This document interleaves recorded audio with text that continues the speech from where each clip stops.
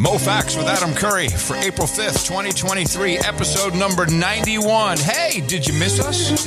We're back with another Moe Factz with Adam Curry. That's right, month of April 2023. I'm Adam Curry coming to you from the heart of the Texas Hill Country. Time once again to spin the wheel of topics from here to Northern Virginia. Please say hello to my friend on the other end. Ladies and gentlemen, Mr. Moe Factz. How you doing, Adam? I'm good, Mo. How about yourself? I'm doing well. Doing well. I'm so happy to hear that. Now, it's been oh man, let me see. The last time we did a show was, I think, February? If I'm not mistaken. Yes, that's right. Middle of February. And a lot of people missing the regular shows. And Mo and I have been talking and kind of came to a conclusion that, there was some big changes in your life, Mo. We started this show. How many years ago has it been now? Has it been almost 4 years, I think? We're headed into the fourth year. Into the fourth year? No. We're headed towards the fourth year. Yeah, exactly. I remember because we first started talking when I was on my honeymoon. Right. Which I remember. That's a good way to remember it. May 15th. May 19th. Whoops. May 19th. 2019. Easy there, Kurt. Yeah, I know. And it was... it was I don't know, it was maybe a couple weeks after that, after we were talking back and forth, and then we decided, hey, let's do this show.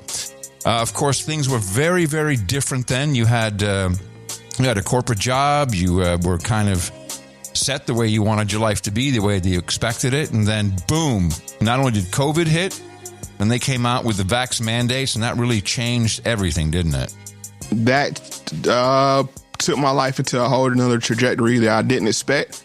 And has caused some time tension other than anything else, because when I do this show, I'm dedicated 100% to making the highest quality product possible. And if I can't do that, then I guess we might need to make some changes. So as it looks right now, we're going to be bringing the show to an end, but not right now. We're going into the final season. I guess that's how I look at it. I want to get to the 100 number because I think that's significant to me as far as accomplishment. As you know, who knew I was going to be a podcaster? First of all, but you were forced into being an entrepreneur. I mean, you had to set up a whole different business just to really keep some consistency going and your family fed. That's correct. And what people don't understand with the whole vax situation and why we talked about it so intensely on several episodes is it wasn't that I was losing one job and you go to another job for what field I am in. There's kind of like you're blackballed, for lack of a better word, if you're not vaxxed. And so I had to, like I said, go out on my own, be an entrepreneur. And that's consuming far more time than I thought it would. But that's my foundational wealth. And as I told you when we first discussed this, I'm torn between two families. My natural born family, or, my actual blood family, and the Factz family. And this wasn't an easy decision. But I'm not going to look at it as a negative. I think we got 10 episodes to go. And then we're going to make a party out of it. That's the only way we can do it in the only fashion. And I have some episodes I've been dying to get to. And also I want people to know that, it'll probably take us. I mean, so the reason for the time in between episodes is literally because Mo has to do so much work. Then it was different when you had the corporate job. It was a little easier for you to find time to do that. Allow me to explain the mechanics of that. Across the 4 years of us doing this show, when we first started, I was an individual contributor at my job. And I could consume a lot of content. Podcast, as you know, people consume the level of content is being consumed. I could consume that while running my investigations and experiments. And I could make notes of timestamps as I was doing it. And then there was a change when I went into management where you're more in meetings. That's not that free airtime that I used to have. And that's when this show became a little bit more sporadic because I'm at the wheel of my family, my job, and myself squeezed in there and the show. And then it went from there. And then now I'm working for myself and it's even less time to actually digest the information. I want to let people know that, for instance, this show, I listen to 90 pieces of information, some ranging up to 2 hours. I don't do any 1.5x, as you pointed out, is unhealthy, and I've never done it. Not good. It's very unhealthy. So I actually consume it, and then you go into the clipping process, and then the ranging, and I'm very critical of myself when I'm doing this because, like I said, I'm a professional at doing this. I didn't start off that way. I mean, because this is my first foray in podcasting. But what a hell of a way to do it with the guy who created it. I'm trying to tell you. Like that's a movie. We're going to make a movie out of this once it's all said and done because how does that work?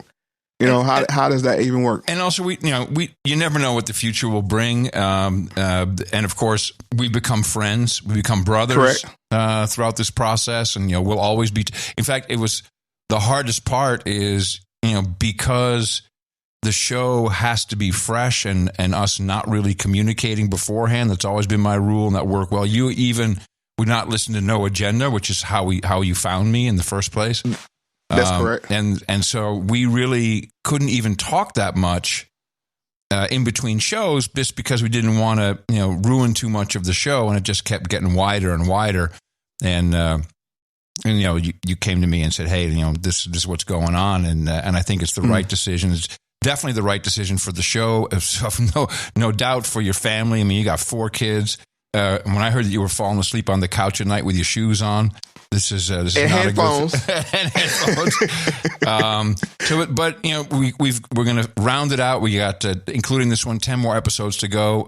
So they will be spread out still. We'll be able to probably schedule them a little bit better now that we have less stress of trying to get stuff done. And you never know what the future will bring. You never know. So you never know. You never know. And of course, we're still value for value, and we appreciate all the value people have given to the show, which has certainly helped. It certainly helped during the transition, but you becoming an entrepreneur, and we appreciate all of that. And we're I agree. It's but to take this to 100 is going to be it's also timeless, right? It's a beautiful document that people will be able to listen to far into the future. And who knows what the next chapter will bring. And that's the whole point of before we get to the wheel is that I want to make a product that you can start from one. And if you find it 5 years from now, you're that one that found it 5 years from now, it's still relevant. I try to unpack the history behind things. We hear a lot of surface talk, especially on the topic of race. We're not race exclusively on this podcast, but that's what brought us to the table, right? What Malcolm said. Exactly. And I think 4 years, we've been having a 4-year conversation where we didn't start off where we were friends and, hey, let's do a podcast. We have become integrated in each other's lives off of this conversation and what we take away from it back into our everyday lives. So hopefully we provide that value to other people that they can open up and have that conversation with someone or at least have a better understanding about it. So like I said, I'm trying to tell you, these next 10, we're not going out order. I hated that. I brought it up. I told you that before. The Wire, my favorite television show, went 1 season too long. Game of Thrones went 1 season too long. And one thing about it, you always leave them wanting more. And in sports, you don't want to be the old Kobe. You see what I'm saying? Like, and this is not a retirement. I'm just saying the retirement of this conversation. Nobody did what we did, and nobody will ever be able to do what we did. I'm certain of that. I'm very proud of the work we've done so far, and I can't wait to get all the way to 100, man. Very exciting. What do you say? Syndication. Then we're going to syndication. Right. How about we spin the wheel, man? Let's see what we're going to do today. There it is. The wheel of topics, round and round it goes. Where it stops, nobody knows. Of course, Moe Factz does because he set it all up for us. Once again, a dynamite show. The topic for Moe Factz with Adam Curry, episode 91, is... It's okay to be white. Oh, this is a show for me. It's okay to be white. Nice. It's okay, Adam. We're not sure. We're not sure with the whole Rasmussen poll and Mr. Scott Adams' interpretation. Yes. We had to talk about this. Scott Adams was right and Scott Adams was wrong. So we're gonna have to by the end of the show, we'll figure out which is which. Hold on a second. And what he was. Do you realize how happy Scott Adams will be to know that a whole show was done about this particular chapter in his life? I hope he hears it. Believe me, he will. Believe me. And I have a love-hate relationship with Scott. I mean, I'm a fan, but what he did personally, I understood. I think I understood exactly what he did. I got it. I kind of know his situation. I don't know if it's unpacking exactly the way he expected, but he's in a position, I think, to where he can ride the wave whichever ways it goes. And of course I'm really excited to hear what you have to say about it. And the thing about it is, I don't know how this is the essence of this show. I don't know what your takes were that I stopped whenever something I'm going to work on, I think is going to be on the No Agenda show, I stopped listening. Yeah. So I don't know what your take is, and you don't know what my take is. I do not. But we're going to walk through this. We're going to walk through some history, as we always do, and why maybe his statement was taken that way. So let's just go hop right in, and newspaper drops Dilbert. We turn now to the fallout from the racist rant by the creator of one of the nation's top comic strips. Newspapers across the country are dropping Dilbert, and Stephanie Ramos is here with more. Good morning, Stephanie. Hi there, Rebecca. This isn't the first time Dilbert comic strip creator Scott Adams has made some controversial comments, but he is now experiencing possibly the biggest repercussion of his comments about race. This morning, another newspaper is dropping the popular comic strip Dilbert after its creator was accused of going on a racist rant. Dilbert's being canceled all over the country. The Star Tribune in Minneapolis has joined the Los Angeles Times, Washington Post, and USA Today, no longer printing the cartoon, poking fun at office culture, after creator Scott Adams revealed his interpretation of a poll from Rasmussen reports. If nearly half of all blacks are not okay with white people, according to this poll, not according to me, according to this poll, that's a hate group. Mm-hmm. That's a hate group. And I don't want to have anything to do with them. And I would say, based on the current way things are going, the best advice I would give to white people is to get the hell away from black people. Adams says he was only advising people to avoid hate and claims his quotes were taken out of context. So first of all, not a single person reached out to me and said, "Hey, man, you haven't done a show with Moe. Is that because you're taking Scott Adams' advice?" No one thought that. No one thought that. I'll just say, because we have an intelligent set of producers, so I'm sure nobody said that. Oh, that's what it is. He's taking Scott's advice. So I had to be honest. The thing I was triggered about is the hate. Right. You let a minority of a poll. And I think it was only 13 black people asked, if my numbers are correct, somewhere around in there, less than 20. That's more than enough. That's just fine. And you let a minority say, hey, they're a hate group, especially with what that term means now. We're in a whole different world. When you start labeling people like that, that's a hate group or this and that. And then the audacity to think he could just join the black race. We didn't draft you in the race draft. They say you just can't join. You have to be drafted. Well, so here's how I took that when I first heard this. Let me put it differently. Mm-hmm. And in general, I like Scott Adams. And I don't really know him that well, but the only thing that I've never liked is the constant playing around, because that everything he does, he's thought about how he's going to do it. He's thought about, what he's going to accentuate or exaggerate. And it's all to mess with people's heads, to get a response, to get a reaction. And that I got tired of it. Like, I don't really know when he's doing stuff, if it's the real Scott Adams, because that actually is Scott Adams. He's always noodling in people's heads to get some reaction, to do something with it. And I personally, as a human being, I got tired of it. It is tiring. And that's, to be honest with you, the only thing you're going to hear from Scott Adams, other than 2 clips, is the meme. Because what we're going to do here is examine, he became a meme. Oh, yeah. He became a viral sensation.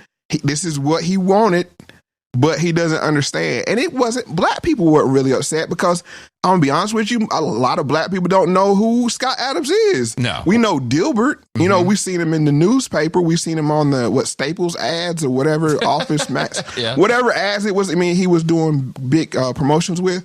But we don't know Scott Adams as a person.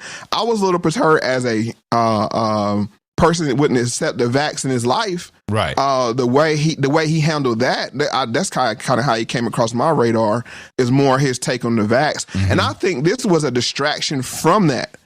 Interesting point. Because he had took so many L's, he was getting memed to death off of his takes on the vax. So it's like, oh, let me stick my finger, in this socket to and you're going to have a built-in fan base. Let's be honest. Racism has a built-in fan base.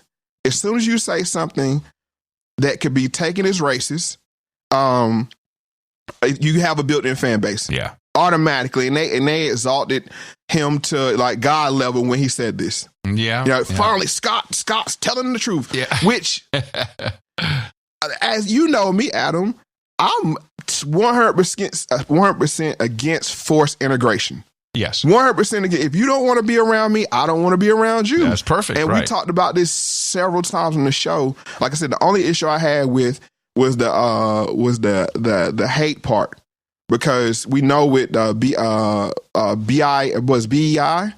Black Identity Extreme, BIE. That could be taken in a whole nother way, and like I said, be memed and chopped to be used for that. But I said enough. But that's exactly the point. And that's the exception that I've always had with what he's done. He puts the word hate in there on purpose to trigger. He did that purposefully. Correct. Which I'm gonna shoot him some bail or bail him out. Oh, sorry about that. And say this one thing. I gotta give him the same benefit of the doubt I gave Kanye. Sure. Because he did the exact same thing Kanye did. Is I have enough money where I could pretty much say anything and it really doesn't affect my day-to-day life. But he was wrong. Well, that's interesting, because when Dvorak, I brought it up on No Agenda, I said, Scott went full Kanye. And Dvorak was laughing because he got it. He said, oh yeah, this is exactly what it is. He went full Kanye. But I think he did it in a smarter way. I think when I saw him, and I knew it wasn't true, when I saw him go on Hotep and said, this, I did it all for this. I just wanted to have this one interview with you with Hotep. I'm like, okay, yeah, well, we'll see. It was kind of true. I think he did some other stuff, but I thought that was a good wrap up. I thought it was a fun way for him to bring this thing to fruition. Right. Which, as from my take on it, I can't tell if that was damage control or if it was pre-planned. Same way with Kanye. You don't know if he's reacting to the blowback and he's like, oh, I can spin it this way. No, I think it was looking for the seminal black man to have a conversation with. It should have been you, honestly. But he was looking for... because Hotep gets stuck on certain topics, which I think may even go beyond what Scott Adams understands about black Americans. Certainly, does he really understand the Hotep culture? Probably. I don't understand it fully. So that's that's taking it to another degree. But I think he was waiting for, maybe he would have wanted more of a Jason Whitlock. I think that probably would have been what he wanted. Just my guess. That would have been more appropriate for him to roll out what he was really saying. But it worked well enough, and it wasn't too long. It was good. I enjoyed that episode he did. And like, okay, I got you. And and the only thing I then took into account is like, I think it's a shame that he believes locals is the way to go. I mean, he's not doing it for the money. I would have preferred to have seen Dilbert value for value. That's all. That would be my only thing. Oh, there was a better way to do that. But okay. All right, so let's go ahead and get to the second part of the GMA clip. Adam says he was only advising people to avoid hate and claims his quotes were taken out of context. Do you think that I went on, a live stream and said, stay away from black people, every one of them, there's no exceptions, whatever you do, just ask yourself, was there any thinking behind it? Was there maybe a why to that you haven't heard yet? If you heard it in context, would you disagree with it? And the answer is, I haven't seen anybody disagree. For 3 decades, Adams produced his comic strip Dilbert, which satirizes office culture. Dilbert appeared in 2,000 newspapers in 65 countries and 25 languages, guys. All right, Stephanie. Thank you. Oh, thank you, Stephanie. Good report. Thanks, Steph.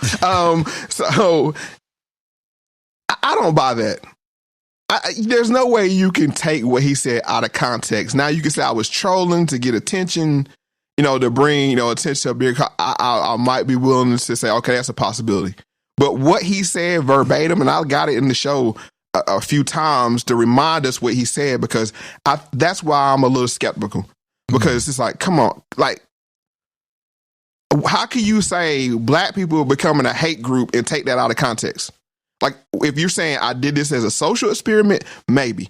But to say I could be taken out of context and then say, what was the other one? Just stay the hell away from them. That kind of thing. How can you take that out of context? And to be honest with you, how many black neighbors do Scott Adams really have, rich as he is? I mean, that's the thing is like he just woke up one day and was like, I'm leaving Harlem. You know what I'm saying? Like, yeah, right.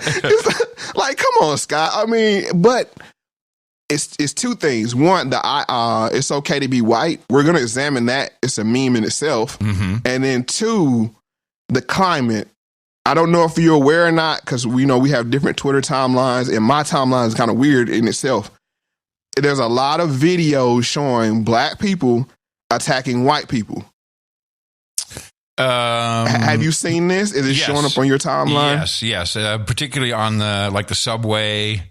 I've seen a lot of those videos. The school buses, the kids. Oh yeah. Yep. Saw that one. The kids. Yes, I did see that. Yeah, and I'm intelligent enough to know there's one video, but I can also show you 6th Street of Austin, where it's everybody's beating up on everybody. It's like doesn't matter what color you are.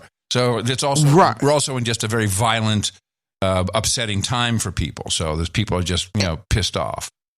And it's no context, it's no timestamp, because some people say we need to remove these from the internet. I'm not with that. Right. It's free speech.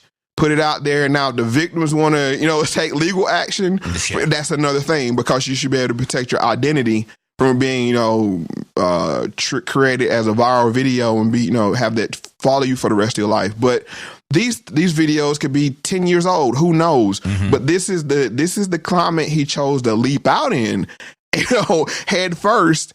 And say, okay, stay away from black people because they're a hate group. And it's a lot of people that see these videos like, yeah. But what I find interesting is the same people that can say, how can black people look at a 15-second clip of a cop shooting, and not, get a certain, how can they look at it and not know the context and get upset over it? These are the same people who are getting upset over a 15-second violent act, clip. And they're getting upset over it, which we all know. All this is spells in the mind screen. Go ahead. Yes, exactly. It's spells, because what no one can take into account is what the algo is doing. And I've studied this a lot, and algorithms certainly on Twitter are divisive. They are it's the American media model is if you're anything here, the opposite will be brought in to your timeline. That's just so, and it'll be the opposite of what you like. That's how the general American media model algorithm works. It's what the television does. It's what politicians do. The only one, funny enough, that doesn't do it is TikTok. They they got their own problems, but they you're all black over here, you're all white over here, you're right over here, you're left over here, you're blue, you're red, etc. So what we don't know is how. As you prefaced, I don't have your timeline. And you don't have my timeline. And then there's no way to ever know exactly what it is. But what you're saying is correct. It's different, and it's intended to be triggering, and none of it's real. It's a spell. Right, and it's working very well. And another media adage that was very popular is, if it bleeds, it leads. Mm-hmm. I'm sure that's factored into the algo as well. And one more, just to add some context to when he said this statement.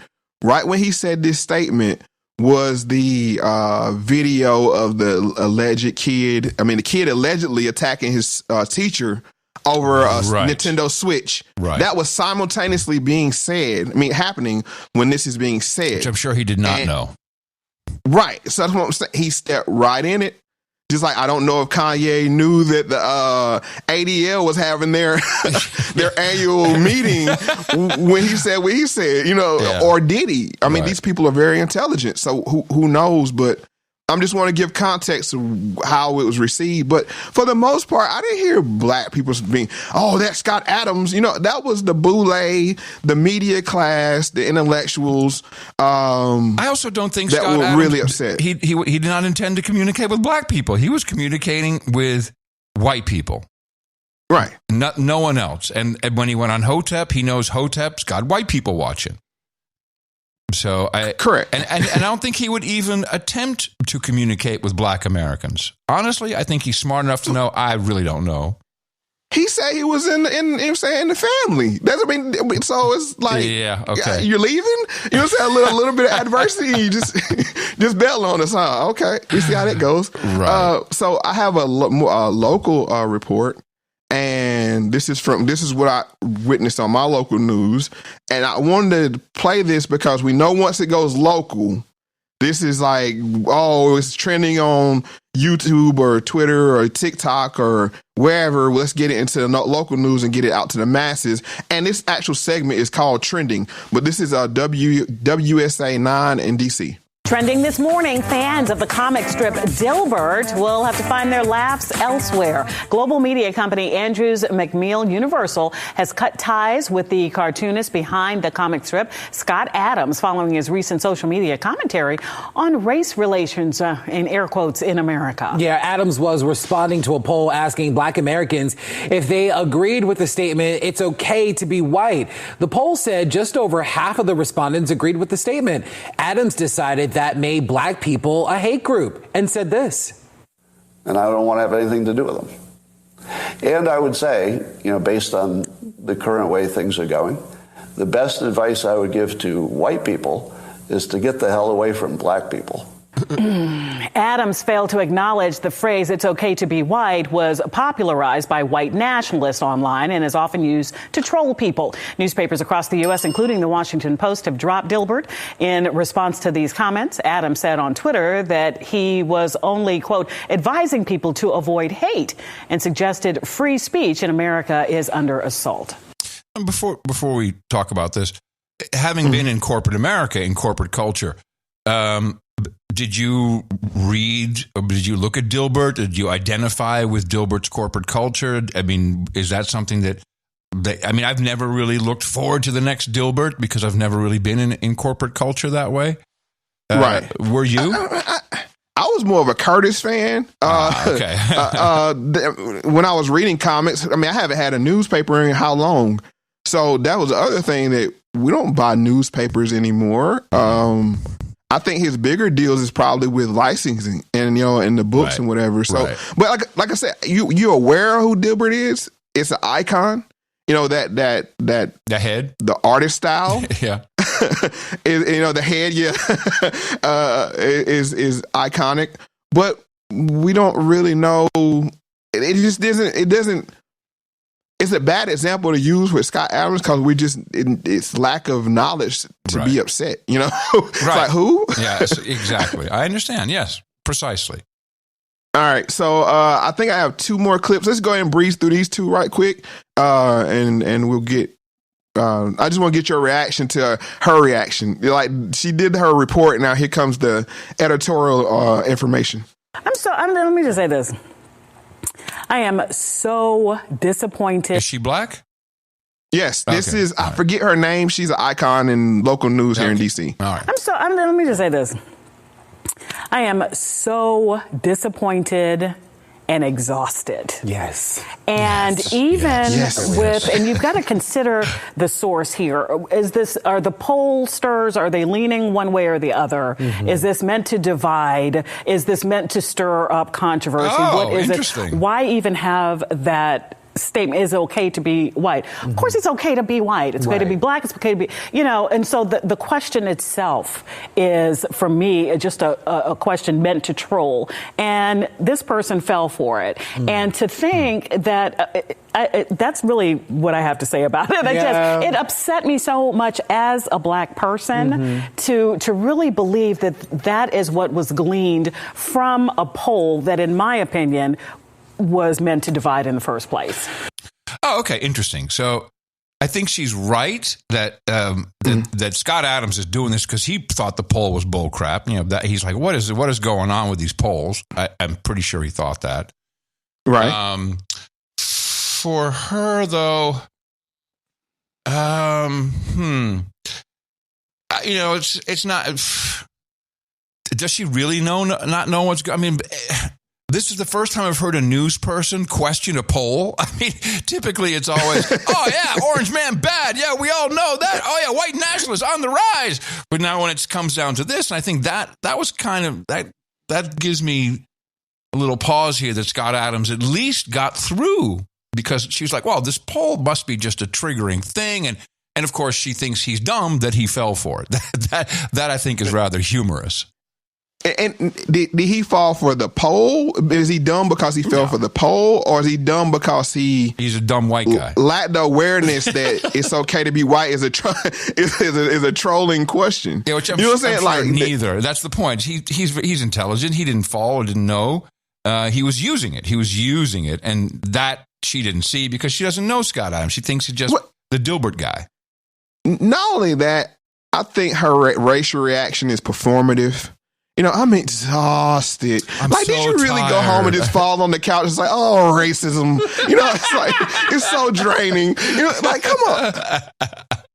And if you did, that only speaks to how weak we appear or have to appear. That's a good point, though. I mean, because you can hear her co-host. I don't know if her co-host is white or black. She's like, no, is it black? Maybe LGBT member. We're going to hear a little bit later, but. No. But yeah, I agree. I mean, I've known you for a little bit here. I don't think you go home and say, oh, honey, was so much racism today. I mean, yeah, there's all right? Like traffic. Exactly. So yeah, performative is a good way of looking at it. I agree. And it's expected, and this goes to show you, like, I'm sure, I'm not going to put this on her, but say your white coworkers hear this and you come into office, right? Yeah. This is speak on office culture for a minute. It's like, which is kind of are they standing around your desk like waiting to hear your reaction? Like, so did you hear about the Scott Adams thing? I wonder. That's a good. I wouldn't put it past some people in today's climate.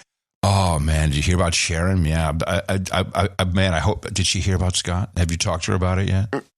Right. Is she aware? Is she aware of what's going down? I'll put it in the group text, I put it on Slack, so. Yeah, exactly.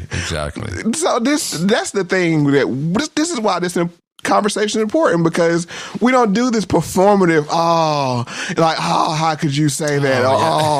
I'm supposed to be hurt, I'm supposed to be butt hurt right now, so let me, get the acting. No, I don't.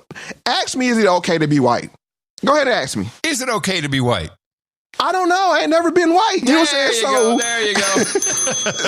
I'm saying, so if I answer that question, I'm saying this, I'm being flippant, but at the same time, if I answer that poll that way, now I'm in the hate group. Yeah. Is it because I don't know what does that mean? Yeah. Most people that dodge that question do because I don't know what that means. What is it? What are you saying? Like, is it okay, like, being white? I wouldn't know. I never had the experience. Or is it okay to me if you're white? Which I don't care. You know what I'm saying? Like, to be honest with you, it was a stupid poll. I mean, the whole idea of it is just lame. All right, so dealer choice, you can jump to 3C, or you can go or jump to 4. It's your choice. No, let's do 3C. This is more local, more of the local stuff. Yes, more local. Yeah, more local. More local stuff, please. Yeah, it's remarkable that someone as smart as him would take some low hanging fruit in that manner, right? And it's even more disturbing that he would. They really think he's a racist. Make those comments on the back end about white people needing to stay away from black people, because certainly that's not true either.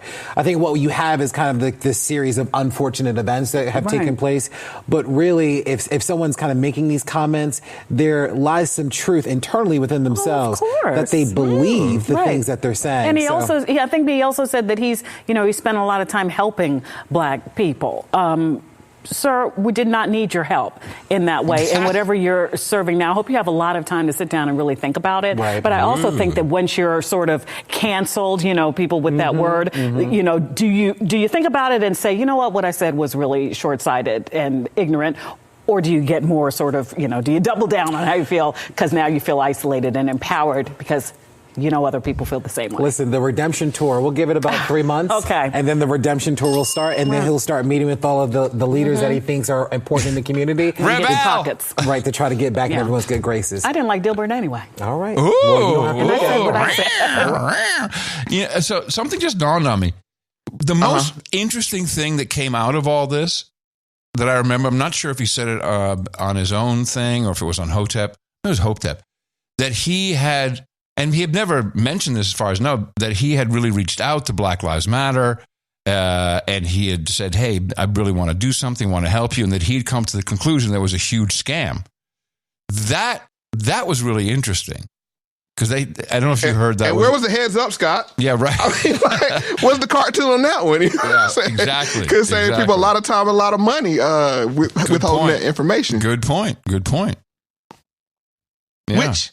we have to remember, Scott Adams is or was, I don't know what his political affiliation now is, was a liberal. Yes, by his own admission, yes. So it's like, now I can go join the blacks. That's the wokest thing I can do. Is go join, not support the blacks. No. I'm gonna embed with them, and accept their culture as my own. It's just that is. It's like it's a jacket you could wear, just to put it on. Like, let me see. Let me get a 30-day test trial. If I don't like it on day 29, I'll box it up and send it right back. So like rent the runway. Right. So that's the thing. But with these people, let me be honest with you. As I always am, the Boule class is scared if white people don't want to be around them. They're like, no, don't say that, Scott. What if white people actually get away from us? Mm-hmm. What will we do? Because a lot of their lives is... I don't even know if... I'm sure he's hearing this. I don't even know if he knows what the boule is. The ones I'll make it easy for him. Scott Adams, any black person you know personally, it's boule. It's probably, I can't say it is. It's probably boule because I hate to say, but it's this performative thing that the boule have to do, that they have to be extra upset, and like I said, their whole existence is certified by whiteness. Look at my degree on my wall. You know what I'm saying? Look at the neighborhood I live in. Look at my friends and look at this kind of thing. So they could actually be triggered by this because it's not necessary that white people are going to have white flight, which most of these people talking live in white neighborhoods. Let's just be honest, predominantly white. Oh, sure. Right? So this not like they're going to leave your neighborhood. What's going to happen is, hey, did you get your invite to Brad's wedding? I didn't get it. It must be lost in the mail. That's how you get away from black people, because it's a lot of white people, I'm assuming that feel obligated, like, we got to invite the only black person in the office to our wedding. Mm-hmm. You know what I'm saying? Because it'll be off if we don't. Right. So that's how this thing materializes and manifests itself, is that they don't get those invites anymore. Right. Yeah. So that's my take on it. But I give it to Scott Adams. He's amassed enough money where he can say what he wants to say. And I have this Vlad clip from several years ago, DJ Vlad, more specific, and he's talking about FU money. What is fuck you money, according to Scott Adams?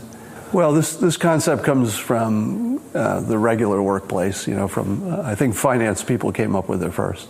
And the idea is that once you have enough money that you don't need a boss, nobody can tell you what to do.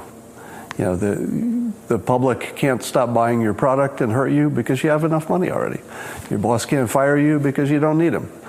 So you're not really free until you can say fuck you to all your customers and your boss. Okay. Right? Now, I don't say that to my customers because I'm just appreciative every day that they care about anything I do. Mm-hmm. But I can. I can. And if anybody follows me on Twitter, they know I do on a regular basis, about 25 times a day. There's somebody who just deserves to be given that treatment. Yeah. I disagree a little bit because I don't think it's an amount of money. I think it's also a mindset. I think I have FU money. I tell people to F off if necessary. Right. But that's not because I have enough. It's because I have enough diversified income. I can easily tell one person to go away. I don't need you. I've sent money back to people. People be like, I can't believe I donated, blah, blah. Oh, what's your PayPal, man? I'm going to send it right back to you right now. I have. That sounds like something I would do. Yeah, of course. Because... Go ahead. And the thing is we all aspire to have FU money, and it's not millions of dollars. See, this is the thing and I gave this is where it kind of takes a long time with the show because I had to think about the clips once I clip it. And to be honest, this is the problem with the middle class, according to the elite. Once you get your mortgage paid for and you have a pension, you know what I'm saying, and your car is paid for, and I don't really, need to interact with outside society anymore. That's also FU money. FU money. Yeah, that's FU money. Absolutely. And that's what scares them about the middle class, because once you achieve that, and that's what I'm aspiring to be, so I can be an old grumpy man, you know what I'm saying, that yells at the kids, get off my yard, you know what I'm saying, you kids, get off my lawn, you know what I'm saying, that kind of thing, or that uncle that has no filter. That's what we all secretly, sure. we all do aspire to have that in one way or another. And I'll be a hater if I said, Scott Adams shouldn't exercise his right. But when you exercise it right, you have to be critiqued if there's if pushback is necessary. But it's a good point because it has indeed become this concept. Oh, FU money. That means you got so much. By the way, that all depends on how much you spend. I mean, I've had more than FU money. I spent it all. And it was great. Had a good time doing it. But yeah, you're right. If your mortgage is paid off and you own your car and you have some set of money that will pay for your taxes, your property taxes, and inflation doesn't go too high, which of course is what's happening, or the government doesn't steal your pension or your retirement. Yeah, and I think a lot of people. I think that's almost uniquely American to be like that. It's like I got the nice clothes that I want. I can wear the same, sailing outfit every day if I want, and just and I can afford a reasonably priced drink, and I can have friends over. That's kind of that. Yeah, I would say the middle class, or at least what I grew up with, the middle class American dream is like, hey, he's retired. Oh, cool, man, congratulations. I'm doing my thing. I can play some golf. That's FU money. Now that is harder to obtain now for a number of reasons, but yeah, it's not the amount. It's how you got yourself set up. And the paradox is it's harder to obtain now, but more people have the FU mentality. This is why people are not working. Yes. You know what I'm saying? Like, I'm making it somehow. I don't know. I ate today. I had shelter over my head. I'm not going to work in that job, you know what I'm saying, to be told, for X amount of dollars. No, I'll just F you. You know what I'm saying? Like, I'll just float along life. Yeah, you're right. That's the crazy thing. Like, the actual people that can say it is shrinking, but the attitude is spreading like a virus. Good point. And it's, I hear more and more like, work doesn't define me. Okay. Then, you should be a barista. go ahead, or whatever it is. You're right. You're right. And there's more, what is the term? Not quiet quitting, but like minimal work Monday and that kind of stuff. Right. The Great Recession. Yes. I mean, all of that I was given an offer that I had to refuse. You know, in a way I had to say F you because it's, you actually said F you. You said F you without that net. You said, no, I'm an American, man. I'm not going to be controlled by you. It's too many opportunities out here. That's the thing about it. And if you have belief in yourself, and not only go back to last show, security comes within. So it's like, okay, I'll secure myself. So this is where we're at, and that's why I found the show to be fascinating, because it's a crossroads of a lot of different topics. But let's go ahead and get to clip number 5. But you didn't necessarily have a boss for a long time, though. I mean, you worked with this company, but you're creating your own product, and the product is rolling along. Yeah, I use boss loosely to mean anybody who can control your fate. But whether it's your specific boss or just people who control you. Right. Now, when you talk about fuck you money, are you really talking about I no longer have to work for the rest of my life and I can still maintain the kind of lifestyle that I want? Yeah, I mean, it's sort of a loosely defined thing that's going to be different for everybody, but everybody has in their mind, if I made this much money, I would never work again. Yeah, until you get used to a certain kind of lifestyle and you realize that's not going to work anymore. So I made that much money and I said, I'm free, I'll never need more money or anything. I'm at 4 times that now. Mm-hmm. Still don't feel any closer to quitting because the work has its own benefits. And like you said, you reach a certain lifestyle and you're helping a number of people around you, which is more rewarding actually than, I'm not very materialistic beyond my house. Which is pretty big. Yeah. In the clip, he shows his indoor tennis court, I believe. Yes, so indoor tennis court. So I mean, Scott gonna be all right. I mean, let's not worry. Scott is gonna be all right. The thing he has that I'm kind of jealous of, all his floors are heated. Oh, that's nice. Yeah, I had that in Amsterdam, heated marble, but not everywhere. Not the whole house. His whole house has heated floors. That's nice. That is nice. That's real nice. I would have a bowling alley though instead of a tennis court. There you go. I think, that would be something I have. But if you want to have FU money, I'm gonna let you in a little tip. Control your debt. Yeah, a lot of us can't say FU because you have 2 car payments. Not to judge, I'm just saying you have so many obligations that you have to stay in a situation, even though you know it's not best for you. And we saw this with Me Too, all these other things. You get to a certain level, somebody gives you an offer that you should refuse, but you can't because so much is tied to your identity as your occupation as your identity. So, yes. I'll wrap that up. Let's just go ahead and get to talking about some disinformation, misinformation, and malinformation. Now, there are 3 different types of content as identified by First Draft. That is an organization fighting to bring you truth on what you read and watch. Disinformation, misinformation, and malinformation. Collectively, these 3 groups are known as information disorder. Let's start with the first. Disinformation is intentionally false. It's designed to cause harm. That's often backed by motivations to make money, to have political influence, or cause trouble just for the sake of it. The second, misinformation. That's also false content, but the person sharing it doesn't realize it's false or misleading. This is driven by socio-psychological factors. These people want to feel connected to their tribe, whether that's the same political party, activists for climate change, or those that belong to a certain religion, race, or ethnic group. Finally, malinformation. This is genuine information shared with the intent to cause harm. An example is when Russian hackers hacked the Democratic National Committee and Hillary Clinton's campaigns and emails. They leaked certain details just to damage reputations. I love that that's actually misinformation in itself because, of course, we know it wasn't. It was an inside job. It wasn't the Russians. That's hilarious. Right. So, malinformation. Yeah. I think this is okay to be white meme is malinformation because of the definition. is genuine information shared with the intent to cause harm. Yeah. Who would everybody would? Well, according to the poll, 80% of the people or whatever said it's okay to be white. That's the thing. Now, my question to you, the reason why I played this clip from show 80 is that what do you think, if you had to classify Scott's actions,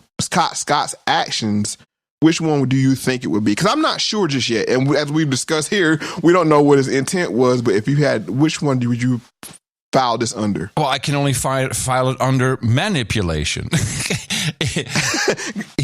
Yes, I mean, that's what he does. He's manipulating it he knows.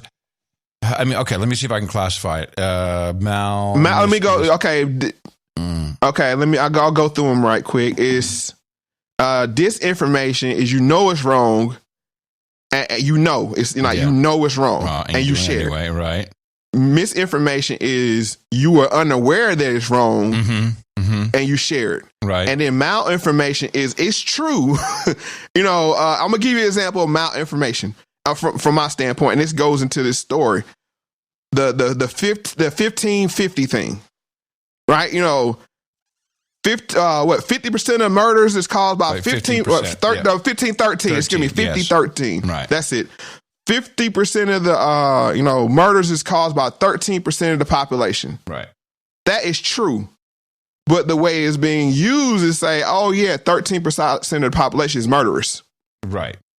I mean, it just doesn't fit into any one of those categories for me personally, because I know that I couldn't either. I wanted to see. I just wanted to run that by you. It's manipulation. That's what it is. He's manipulating it to make a point to say, and the point of freedom of speech, because I think I heard it, and we'll get to that, I'm sure, where he said, this is what it costs me to have freedom of speech, to be able to draw what I want, say what I want, and be who I want.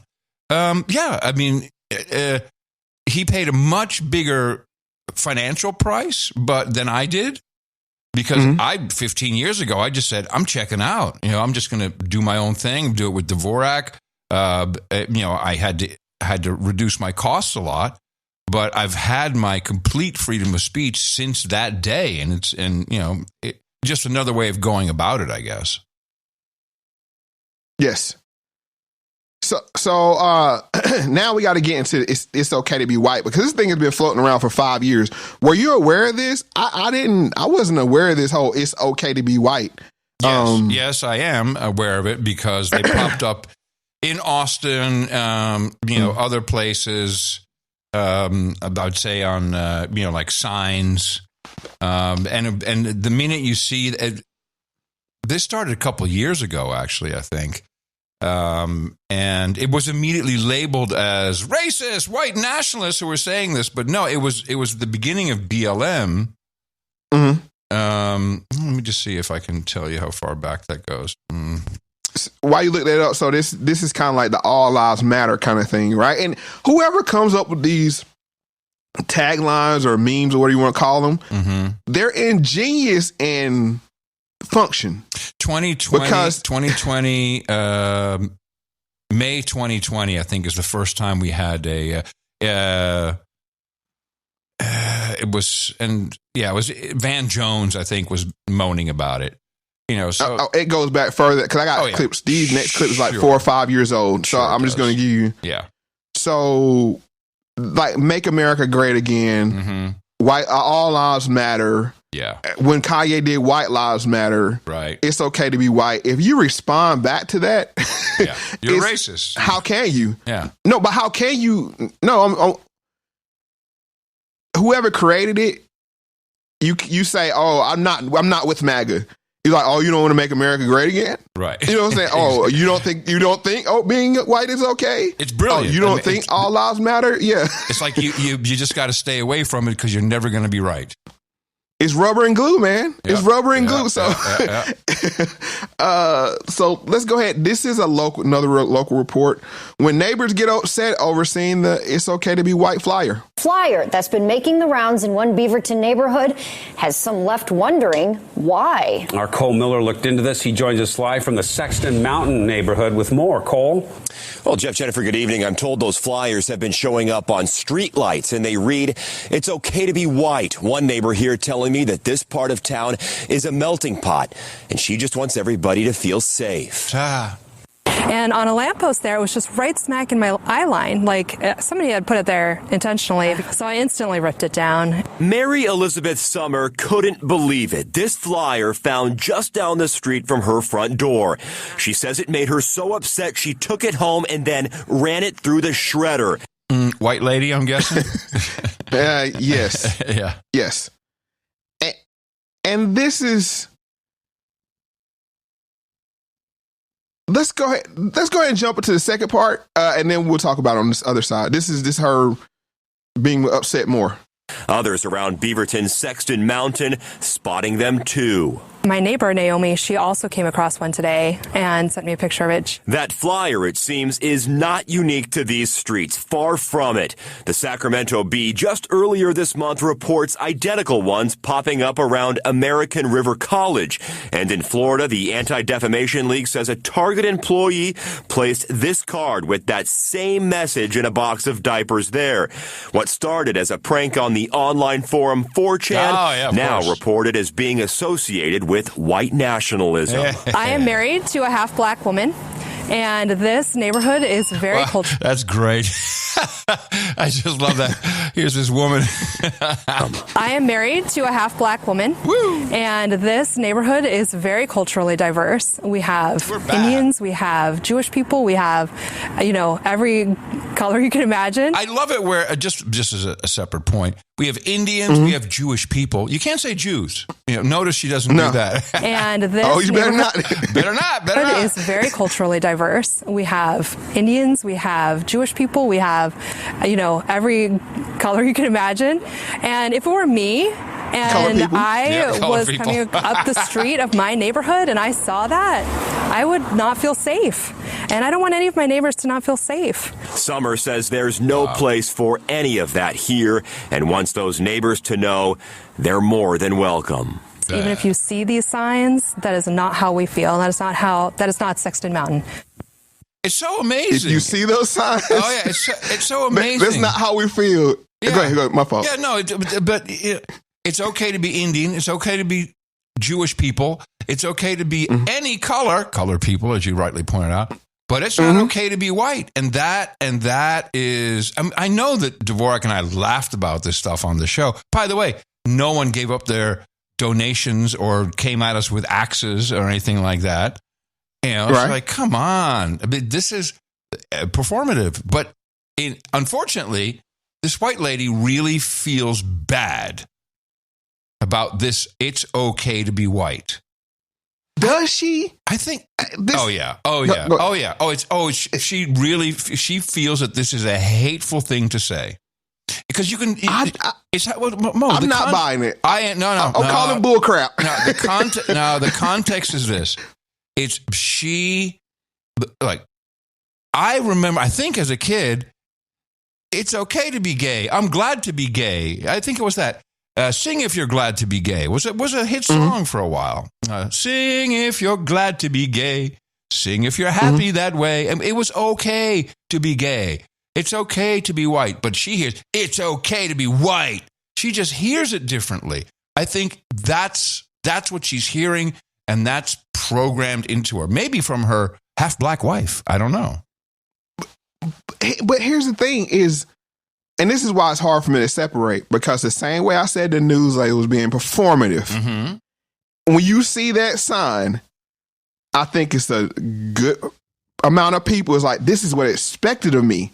It's I have to be torn up. my day, I have to go get that sign and not throw it in the trash. Oh no, Lord. I have to take it back to the house and shred it. To show how woke I am. That's the performative part. I guarantee you, Mo. I guarantee you, she felt horrified by that sign. The performative part, I had to go shred it and all that, and I guarantee the amount of psychological operations that has been performed on American citizens. I'm not going to say it, 5 by 5, I believe she feels that is a hateful sign. everything else she did about it was performed. But in her core being, she believes that is a hateful thing to say. I believe your take as well. But I'm saying to the degree that people take it to is where it becomes performative. Okay, I'm going to give you an example. That's just like, I hate litterers. I think that's one of the, dumbest things ever, that you just chunk a soda, a can or cup out the window. But I'm not pulling over and going to get the cup the guy in front of me threw out. You see what I'm saying? Okay, stop. Here's a white lady experience. My grandmother, Whiffy, she was like Marilyn Monroe, man. She was badass, drove convertibles, had 5 ex-husbands. If she was behind a car at a stoplight and someone threw some trash out the window, she'd get out of her car, she'd pick it up, she'd knock on the window and said, I just picked up your trash.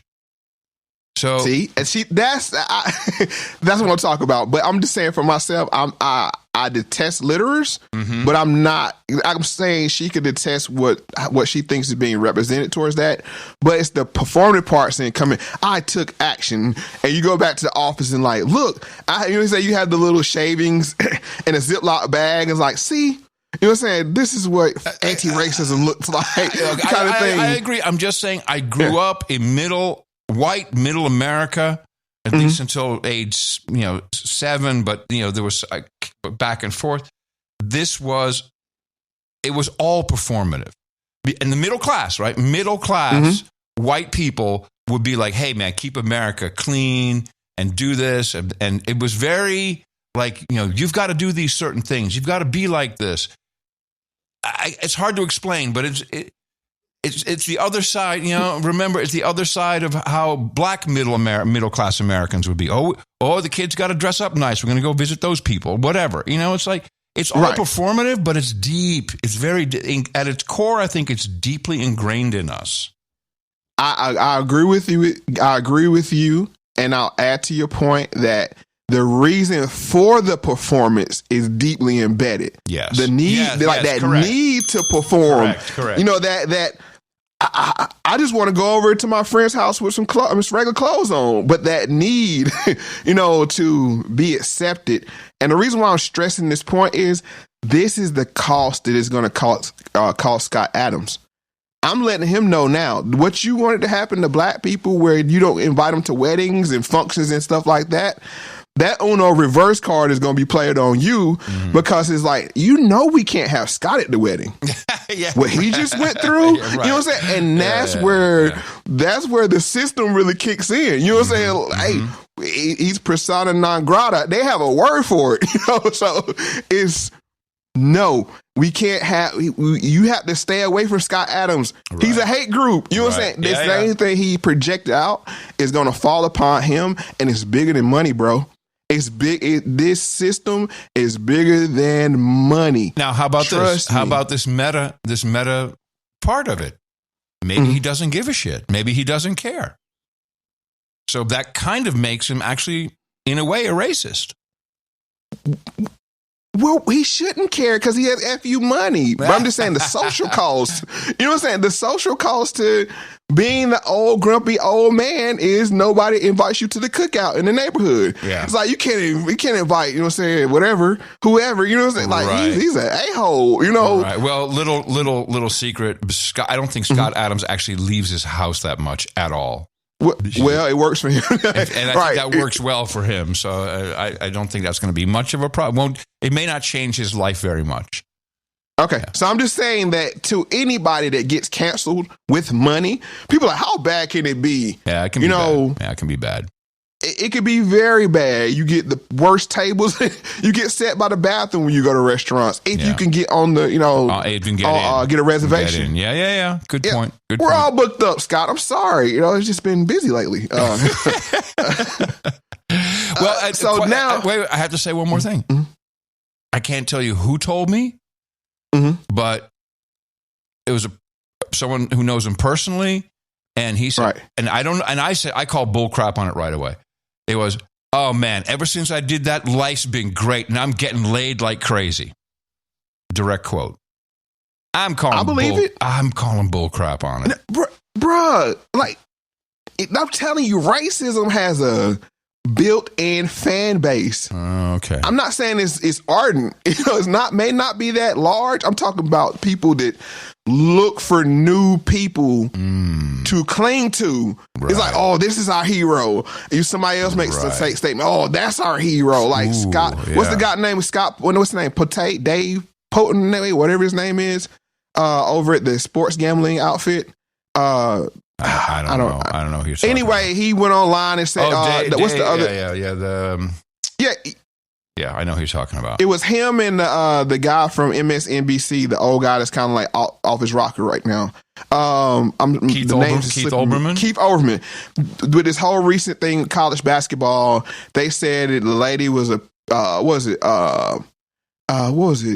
classless piece of about pointing to her ring. Yeah, she was pointing to the ring, taunting it was a black girl taunting a white girl, and then they said that the white girl had done it in an earlier game to another player or team or something. But my whole point is that with Dave and Keith Olbermann, who is far left as you probably can get, when you do something that can be perceived as racist, there's an instant fan base there. Got it. So, I'm with you. And with this case, it doesn't have to be a person. It could be a poll. So we have to go to Rasmussen, the actual creators of the poll, and I have a clip from them speaking on the actual numbers. Do you agree or disagree with this statement? It's okay to be white. Mind-blowingly, or perhaps not, the vast majority of American adults agree, 72%, and 58% strongly agree. Only 12% disagree, and only 6% of those strongly. Now, 17% of Americans are not sure, and that's a pretty big number for a question like this, which should be a simple question to answer. To me, that is the standout number. People berated or guilted so much that they won't anonymously submit a response to an IVR call or an online survey. Now, just for those wondering, if we took out the not sures, then 86% of Americans agree with that statement, a whopping 70% strongly. We just proved that the vast majority of Americans, 88%, either agree with or refuse to answer whether they agree with a statement that the Southern Poverty Law Center has literally labeled hate speech. Don't you think that's a big deal? Wow, where'd you dig this up? That's great. Actually, from their website. He went on like a whole hour, just give people the name of the video, you can go find it on YouTube. Rasmussen's poll, it's okay to be white. And there's a second part to this is who can be racist, which we'll may touch on another show at another time. But I'm not ducking away from that either. But we want to focus on if it's okay to be white or not. But yeah, he goes and breaks down the numbers, and as you can see, Scott Adams was wrong. Yeah, right. Oh my goodness. But it's crazy that the Southern Poverty Law Center is now the gold standard of what is hate speech and hate, basically hate. Yes, and they're the biggest hate group I know. And they used to do allegedly used to do so much good work. Yeah, you got to question it now. But, yeah. So as he said, you might have asked white people; they don't know if it's okay or not. So the best thing is say, I don't know. And you can have black people like, is this a trick question? Who is this calling my phone? You know what I'm saying? I don't know. And now you have these numbers, that could be, you got to factor in the yeses and nos. But it's convenient to add the I don't know to buff your number up to say. Of course. It's only this amount to say it's okay to be white. So I just wanted to break that down. But as we can see, hate can be weaponized from both sides. This kind of stuff fuels both medias. And I have two examples I want to go look at here. And one of them is the Reid report with Joyanne Reid. Woo! Gotta love me some Joy Reid. I'm surprised. Yeah, you used to say ADOS was a hate group. Yeah. So, I'm putting you in the same bag as Scott Adams.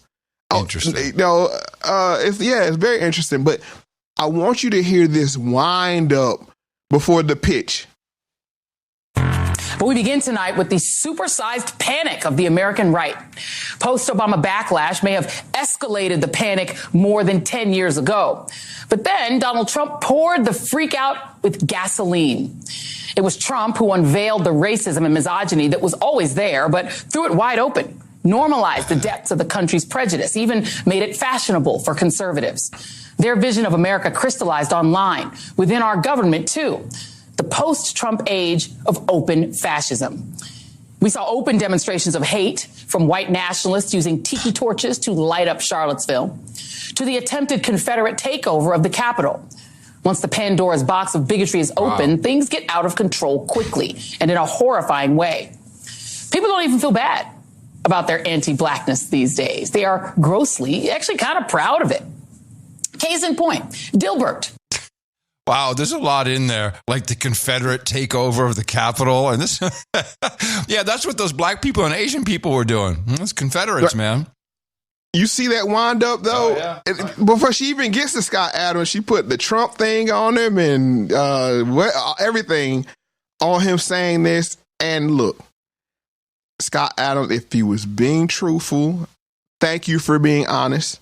The best thing you could do is be honest with a person, and I'll shake your hand. You don't want us around. You don't want to be around us. Great. That's not far off from how I feel, because like I said, if you want to go to Black Town, you want to go to White Town, you want to go to Asian Town, you want to go to, wherever these communities, people create their own communities, that's great. That's awesome. We don't need, the thing with diversity is it wants to flatten everything into this consumer culture. Mm-hmm. I'm a big supporter of we have to have these enclaves of culture. And when we had it, it made America great, but it can't be sanctioned by the state to be separated. And you can't feel forced either. So I'm right there in the middle. If people want to be around each other, great. Yeah. But if somebody want to be around me, they shouldn't be forced. That's that in a nutshell. So that's her wind up. You want to hear more what she gets? Of course. I can't wait. I love me some Joy Reid. Let's go. Dilbert, the widely syndicated comic strip about office culture that appeared in 2,000 newspapers around the world. You may be familiar with the comic, but maybe not its creator, Scott Adams. Frankly, I had no idea who the guy was. Well, until he went on a racist rant on YouTube last Wednesday. I think it makes no sense whatsoever as a white citizen of America to try to help black citizens anymore. So I'm gonna back off from being helpful to black America because it doesn't seem like it pays off. If nearly half of all blacks are not okay with white people, according to this poll, not according to me, according to this poll, that's a hate group. That's a hate group. And I don't want to have anything to do with them. No, how will black folk ever survive without you, whoever you are? Okay, there is a lot to unpack there. She's so annoying. Thank you for saying that, because that's why I left that last part in there, and I really didn't want to hear from her. Other than that wind up, that Scott Adams is the representation of whatever when he was just on your team not too long ago. Right. That's the thing about this team thing is not working out because it's you have to be a complete 100% loyalist. You can't have any diversity in thought. So correct. But yeah, she is annoying. I think she's trying to be Tucker Carlson or the anti-Tucker Carlson or something. I'm but not her sure delivery has changed. Yeah. I mean, but also whoever you are, like she knows exactly who he is. Yeah. 6 months ago, she would have been dying to eat dinner with him. Let's just keep it a buck here. I mean, we need to stop playing. Like, just, come on. Yeah, exactly. Come on. So, no. So, just to bring some humor into it, I think the SNL had a good little skit where they actually interviewed Dilbert. Yeah. Then they have the Dilbert doll, like the big doll on the Weekend Update. Right. He was actually like a mascot type character. Yeah. Mascot, exactly. Let's go ahead and hear from him. Newspapers around the country are dropping beloved comic strip Dilbert after its creator, Scott Adams, went on a racist rant last week advocating for white people to get the hell away from black people. By the way, the reason why they say in all television racist rant is they love alliteration. Anytime you can do the same starting letter, racist rant, beautiful boot camp. I just whenever Build Back Better. Build, thank you. Advocating for white people to get the hell away from black people. Off the record, he's got a point. Here to comment. That's what the card says. Here to comment is Dilbert.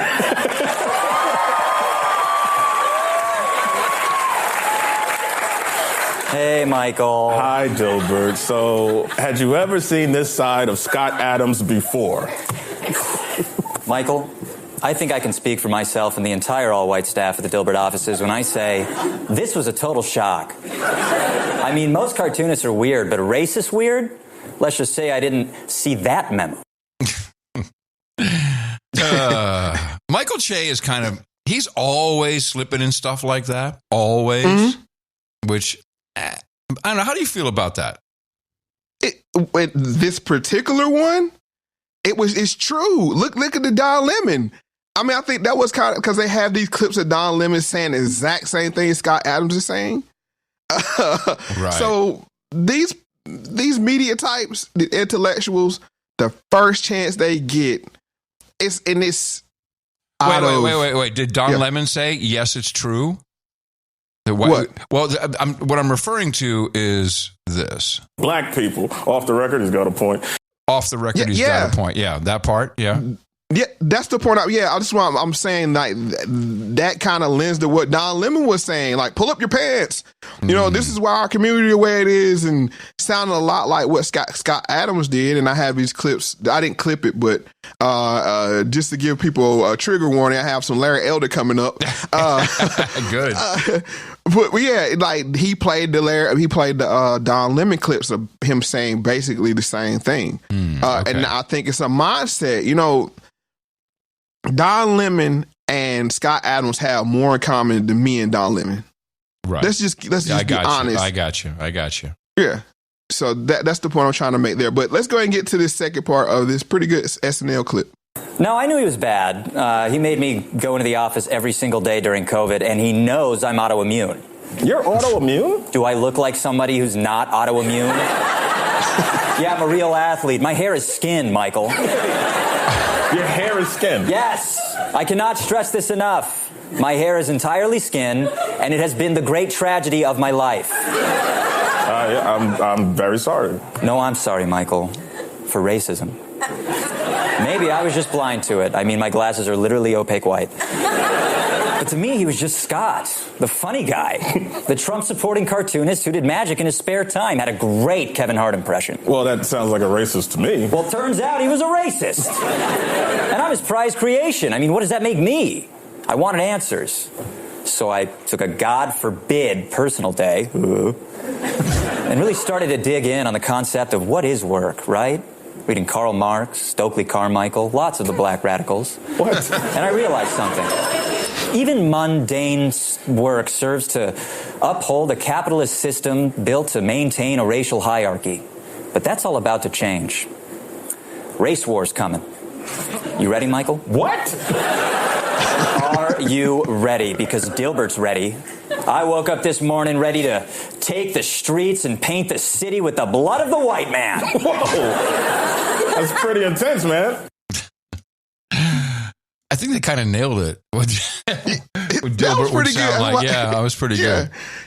And eerily, when I saw this image of Dilbert or this rendition of Dilbert, is it intentional that he looks like the falling down guy? Remember the movie Falling Down? Yeah, where the guy just snapped? Yeah. He just started going crazy. When I saw Michael that, Douglas, Michael Douglas, I think? Didn't yes, he play that? Yeah. He had the sleeves rolled up and the glasses. Yeah. And is that intention? And the necktie with the short sleeve shirt, that kind of thing. Like, I wonder if that's. I don't know which one imitating the other. I was going to say I don't know who's been around longer, but it is clearly the same character, the one who's going to snap, and like Dilbert just did. Exactly. It's going to be blood of the white man. Yeah. And if one little factoid in there, he said I was reading Carmichael, excuse me, and Karl Marx, Black revolutionaries. Well, we talked about Karl Marx potentially being black. Yeah. Because he was called the Moor, and when you look at the picture, he could be, passing.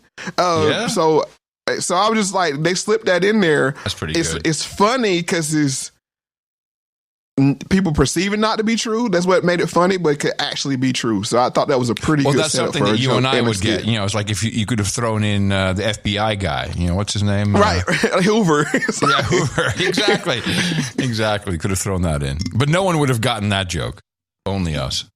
Right. So that was a pretty good setup. But yeah, let's go ahead and move on. Like I promised, we got some Larry Elders, and he doesn't disappoint. Only has he couldn't. Okay. Yesterday we played the Dilbert comic strip creator Scott Adams reacting to a poll by Rasmussen, saying at this point, because blacks have become so anti-white, he wants nothing to do with black people who think that way. Now, he mischaracterized the poll. Most blacks, in fact, 53%, say it's okay to be white. 26% said it's not. 21% said they don't know. So, in fact, a quarter of black people disagreed that it is okay to be white. Not a majority of blacks, as Adam said. But still, Adam makes a valid point. As of today, I'm going to re-identify as white because I don't want to be a member of a hate group. I'd accidentally joined a hate group. So if nearly half of all blacks are not okay with white people, according to this poll, not according to me, according to this poll, that's a hate group. That's a hate group. And I don't want to have anything to do with them. And I would say, based on the current way things are going, the best advice I would give to white people is to get the hell away from black people. Just get the away. Wherever you have to go, just get away. Because there's no fixing this. This can't be fixed. And not too surprisingly, the fit hit the shan. Hundreds of newspapers have now canceled his strip. We have to, for context, I don't think we explained that earlier for people who don't know. Scott, when it was like, I identify as a woman, I identify as this, and he then was like, I identify as black. That was, haha, okay. But he kept that up for a couple of years, like, I identify as black.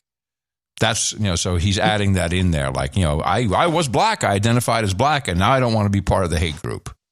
Which is provocative because it does bring up the question how you could be trans everything else except racial. Mm-hmm. Which I'm sure Larry Elders, if it's any way, I'm not going to say that, but I digress. But this is what makes it hard on Larry.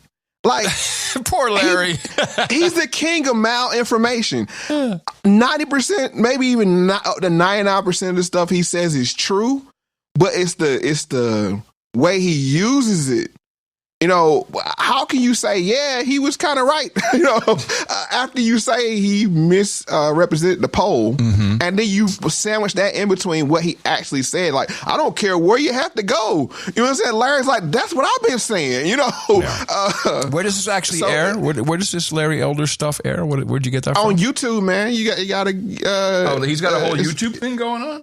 Yeah, so that's where I get it from. I'm sure he has a podcast and maybe even a radio show, but he's got the radio show. I wonder, is it a simulcast of the radio show, or is he doing this on YouTube alone? I'm not sure. Okay. I can't verify that, but I know for sure he puts these clips on YouTube, which, like I said, 90% of the stuff he says, it's factual, but it's the weaponization of it. Yeah, that's what makes him so successful. I mean, he's controversial.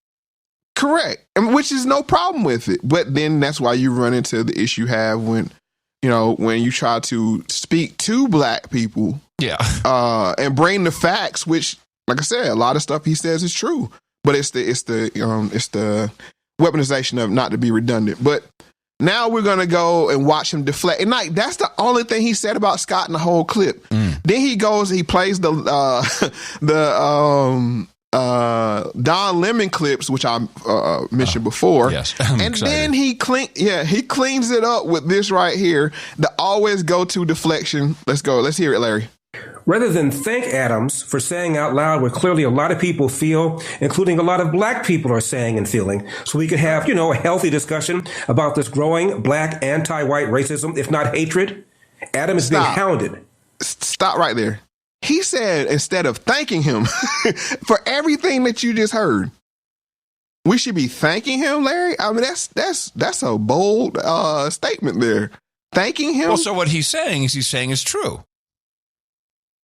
What, that we're a hate group? I mean, which part? That's what I'm saying. Like, which part are you saying is true? No, that black people in America hate white people. That's what I just understood.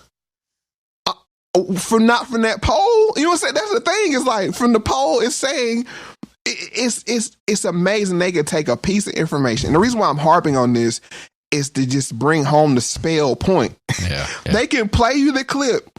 He explained, he broke down the whole poll, how it was being misrepresented by Scott. And it's true. And then say, it's true. Black people are a hate group. I've been trying to tell you. You know what I'm saying? He just got bad information. You should have came to me. I could have gave you some stuff that really proves that they're a hate group. Hotep Larry been told you. Exactly. Rather than thank Adams for saying out loud what clearly a lot of people feel, including a lot of black people are saying and feeling, so we could have, a healthy discussion about this growing black anti-white racism, if not hatred, Adam is being hounded, shut down, canceled. Hello? And notice the most respected black leader in America says absolutely nothing. I speak, of course, about one Barack Obama. There it is. Here's a man who got elected with a higher percentage of the white vote than John Kerry did 4 years earlier. Hold on. Does Larry Elders think Barack Obama is black? That's the other thing. It's like I just want to make sure. Motep been told you. Oh my goodness! I can't put that on our book. We ain't putting. No. All right, here we go. Here's a man who got elected with a higher percentage of the white vote than John Kerry did 4 years earlier, who walked into the Oval Office the third week of January 2009 with a 70% approval rating. Blah, blah, even though blah. He got you can kill it. He only slightly more. I love it. I want to Okay, go ahead. 52% of the vote. Why? Because even people who didn't vote for Obama felt that at the very least, at the minimum, he could bring us together racially. But he did the opposite. He said, among other things, the Cambridge police acted stupidly. No, they did not. He said racism is in America's DNA. That's a lie. The first time Gallup in the 1950s asked Americans if they would vote for a black president, that number was in the 30s. Now only a tiny percentage of whites say they would not vote for a black person if they thought he or she was qualified. Yeah, talk about performative. But he's a performer, so I let him slide. And he's funny. I think it's for me it's funny to hear this. Like, okay, Larry. He's good at what he does. Yeah. Don't mistake my critique of him as not saying he's good. No, he's great. It's the fact that it's just that the malinformation thing for me. Are you trying to, as I always say, are you speaking to reach or to be right? There you go. When I speak, I try to reach people. That's why I always humanize people and let's learn from this thing and not just come up here. We could have easily done this for 4 years. And I could have got up here and just ranted and raved, and you could have ranted and raved. But then that would be the Barack Obama Bruce Springsteen podcast. So we didn't want to do that. Or every copycat after us. I just had to say it like this is my victory lap right here, folks. I'm telling you that what you're witnessing, you're not going to see it again because me and Adam are not ingrained. Prior to having the conversation, we're complete and total strangers. I know you're a public persona, but not to get to this level of conversation. No, it's not. I don't think it's going to be repeated. But yeah, so that's Larry, and it's just like, come on. I mean, come on. So now we have Karen. Karen Hunter. Another fan of a fan favorite of the show. So watch how she walks the line because I think she's a journalist, I believe. And so it's one thing, she probably has friends that are friends with Scott or this kind of thing, but then she also has to stay to the performative black reaction. So I want you to just listen to how she weaves her way through this. Now, he's trying to call himself being an ally. Obviously, some people believe that he's not. You believe that he's being an ally? I mean, because I see the nuance in his conversation when you go beyond just the soundbite clips that you can pull out and make him look really crazy. I see what what he thinks he's attempting to do in that space. But I also feel like he's very bitter as well. Yes. And, if you live in a country where you're seeing people progress, like I'm sure in your space, you got a lawsuit. Cause I just heard something I hadn't heard before, but she does the same, whoever is doing the call and response, this is that call and response thing people talk about. Mm-hmm. She does the same yes from the guy in the local news report. Yes. Yeah. Oh, you're right. He was in that space. But I also feel like he's very bitter as well. Yes. And, if you live in a country where you're seeing people progress, like I'm sure in your space, you got a lawsuit. So your progression looks like oppression to somebody that's used to seeing you in a subservient role. So every place you turn, we got the president was a black man. Now we got a vice president. They just put a black woman on the Supreme Court. Indian, yeah, maybe. But this is what I'm saying, to you and everyone listening, Nicole, that foments into is jealousy, it's insecurity, it's weakness. But in a mob setting, which we saw with the Capitol, it's deadly. And I need us all to be vigilant, and you're right. You're right. Wow. For Joy Reid to take it to the Capitol, okay. But for Karen Hunter to do it in this way? And by the way, you see where she started at, though. Oh, yeah. Well, this is very interesting. Well, two things. I want to get to the Capitol in a second. Yeah, well, first the Capitol. So yesterday, I'm driving back from Austin and I'm listening to some of the coverage of the indictment of 45. And, because they had nothing, they all, January 6th. That's like a standard thing. Let's just go back to January 6th, go back to the insurrection. But what I find fascinating is both Larry Elders and Karen Hunter, clearly black Americans, both of them just pretend that Barack Obama and Kamala Harris are black Americans. And that farce, that pisses me off. It does. But you have to stick to the script. It's disingenuous. To stay in the club. I know, but it's disingenuous. And how come the lady on the phone doesn't say, you know what? They're just not black. It's the skin color. But that's divisive. That's divisive talk you're doing there, Mr. Curry. That's right. It's insecurity, it's weakness. But in a mob setting, which we saw with the Capitol, is deadly. Yeah. And I need us all to be vigilant, and you're right. You're right. I think with this guy is nuanced, but all it takes is a group, to put this on Reddit. And now he's their hero. Whatever he intended, I don't know. I don't know what's in that man's heart, Nicole, but I do know that this kind of language left unchecked is dangerous because I saw it happen in Nazi Germany. So, she, by the way, she's 103 years old because she saw it happen in Nazi Germany. She was there, boots on the ground, baby. You're right. Yeah. You know what? What is that all about? And maybe she's right that we've seen this before, Mr. Walt Disney. We know what you did back then. You know what I'm saying? So if you want to go there, but I bet you won't go there. So wow. We know what we're doing with animation. And also, since when was January 6th racial? I mean, if she had said, I forget, Joy Reid, said this is, the tiki torches, also farce, but okay. At least that would have gotten a little closer to racism. But January 6th, I don't think that's been seen as racist. Has it been? Did I miss a memo? The media class, specifically the black media class, has been tasked with painting this as racist. That was she better get the memo. White people dealing white people business with other white people. That's how I looked at the Capitol. She better read her memos because in case she didn't know it, Karen Hunter, black is out, trans is in. January 6th was clearly transphobic. Thank you. we're done with you to the side. We know we got about 90% of y'all vote. 2024. So I mean, we're good. We need to push the trans and I want you, since you brought up alliterations, Larry Elder need to update his talking points, because it's no longer anti-white racism, it's reverse racism. And I heard Trump drop that a couple of times in his address. Oh, really? So I think there's a pivot, to reverse racism from anti-white racism. Which is interesting. Because it takes the problematic word out of it, too. Because I would say a couple of years ago, if you said, that's reverse racism, people say, reverse racism is racism. Okay. Yeah, of course it is. Racism is racism. That's a good point. But that it's now accepted as a talking point, reverse racism. Interesting.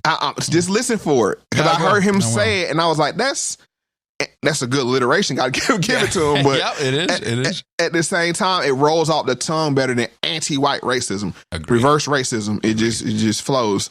So that's the wrap on the happenings of the Scott situation. I think we need to thank some people now. We sure do. First, the white man and the black man have to be able to sit down at the same table. The white man has to feel free to speak his mind without hurting the feelings of that Negro.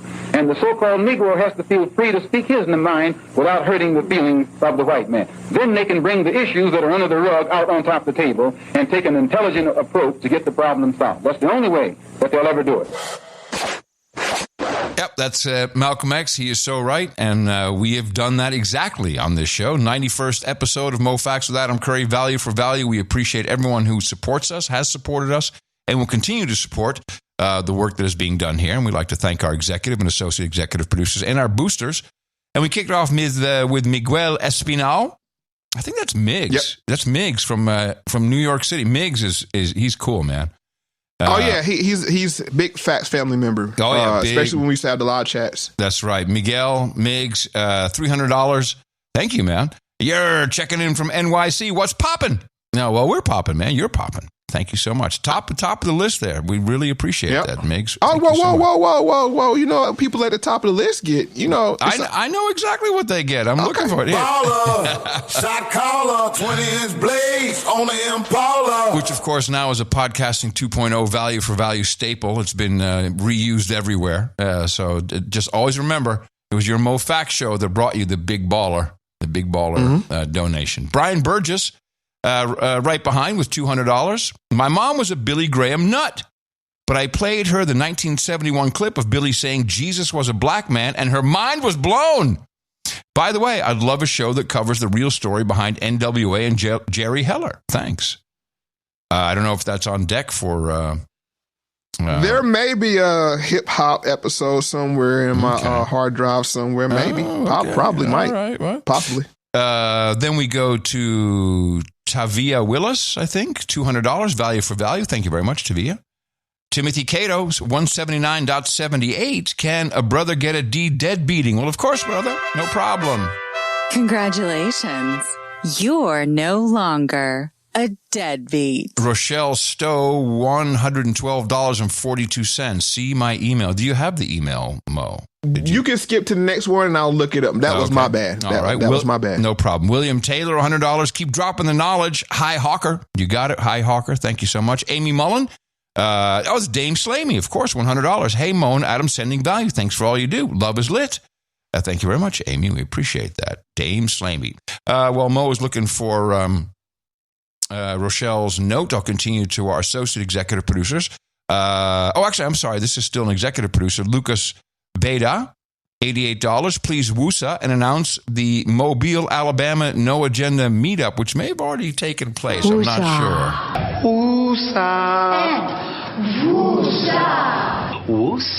However, those do happen regularly. Go to noagendameetups.com if you want to see that. So it'll be a No Agenda and Moe Factz meetup. Anastasia Treckles, $50. Thank you, Anastasia. Moe and Adam, this is a long time coming. I want to say thank you for the brilliant insights you provide. With every new episode, I get a real education. I just love the way Moe draws connections between people, ideas, and media. Keep it coming. I really appreciate this show and the work that you guys do, and we appreciate your value, Anastasia. Thank you. Then we get Kyle Mann. Actually, he should be up a little higher on the list as an executive producer. He has 2 donations of $50, so I'll make sure that, let me just put him here. highlight that. We'll make sure that you get an exec there. Thank you very much, Kyle. No note. Matt Baja, $50. Micro Mockingbird was 10 work. Thank you. 5 100%. Zach Nanis, $50. Thanks for the shows. Keep up the great work. Health Karma, if possible, or just Mo Karma. Why don't we give you that in 2-in-1, man? You've got Mo Karma. And that's it for our associate executive producers. We will. I sent over that last email. Sorry about that, Rochelle. Looks like they had a new human resource on Thanksgiving Day. Her husband. Okay, here it is. Pulling it up now. Hi, Moe and Adam. Thanks to both of you for the light in the darkness. My husband and I have been with you guys since the beginning. We have a new human resource. Her name is Hazel. Born Thanksgiving, 11/24. We donated the date she was born. That makes sense. Nice. Great donation idea for the parents out there. She says, we live in Seattle because of this show, no agenda, and our own research. We have the confidence to not get the COVID vaccine and not get our child vaccinated for it either. We research everything now. That's what I think what we recommend is research. Mm-hmm. Our pediatrician thought otherwise. When we were confronted about the Hep B shot at birth, we were prepared to have a discussion and knew more than he did. Good for you. Most of our family and friends network is a pro-vax and subscribe to the mainstream narrative. Because of that, we became pariahs in our own community, except, of course, for our good friends Dylan, Greg, and Wilson, who also listen to this show. The memes in our text thread are an archive of the media insanity. Throughout all the madness and separation, you guys were here to help us. The community and facts family you created with this show gives us strength to keep learning and confidence to make the right choices when everyone around us thinks they're wrong. Rochelle, thank you. That's so beautiful. And yes, well, you got to stick together. I'm glad you have some local friends. That's incredibly important. We appreciate friends are important in this time. Yes, most definitely. Friends is very important. Very important. And thank you very much to all of our executive and associate executive producers. A couple of our boosters, because we do have some big ones on deck. Chad F. always coming in, 250,000 sats.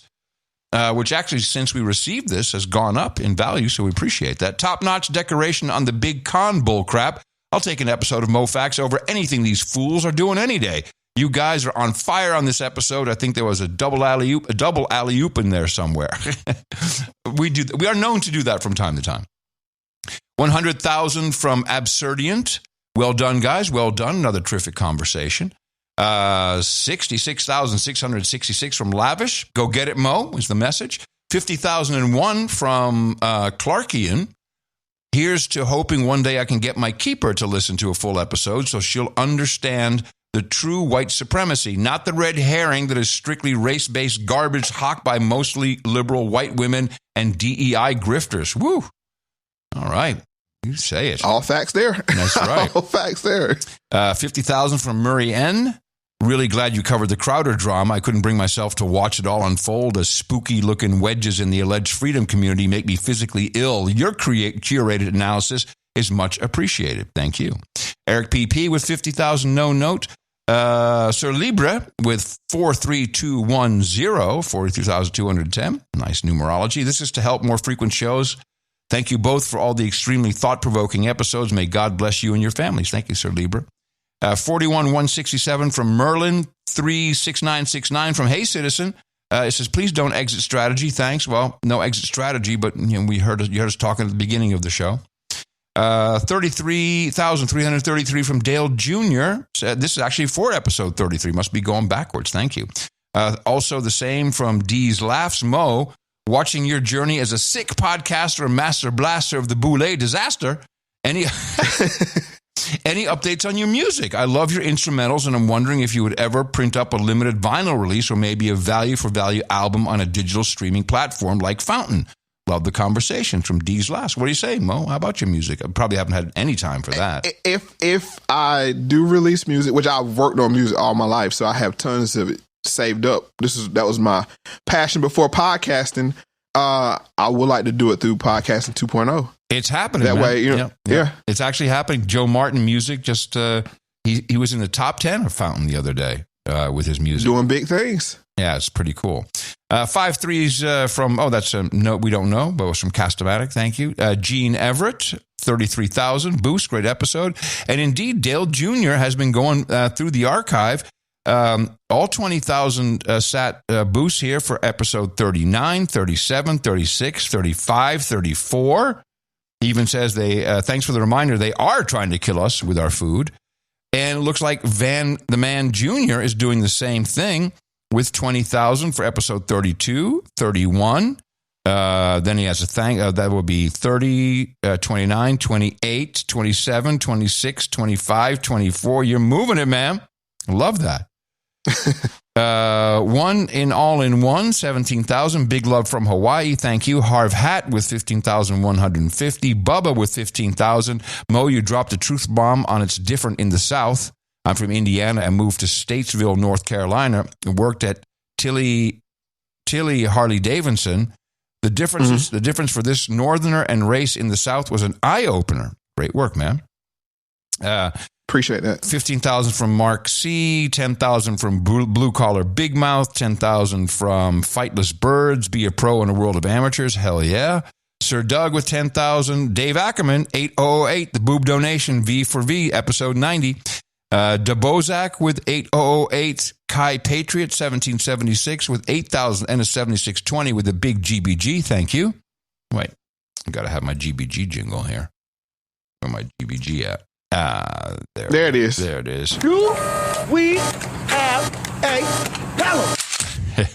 Lon Baker was 6,500, 6,000 from Afro the Mix. We got Tavia with 1, 2, 3, 4, 5, 6, 7, 5,000 sat boost. Thank you. Bubba, love it. Great show with 5,000. Another 2 more with Tavia. I mean, you guys have just been boosting. And you know what it is, Mo? I'm looking at it. They're going back through every single episode, and people are going backwards and listening to the episodes. That's the point. I know. I love it. I love seeing it, though.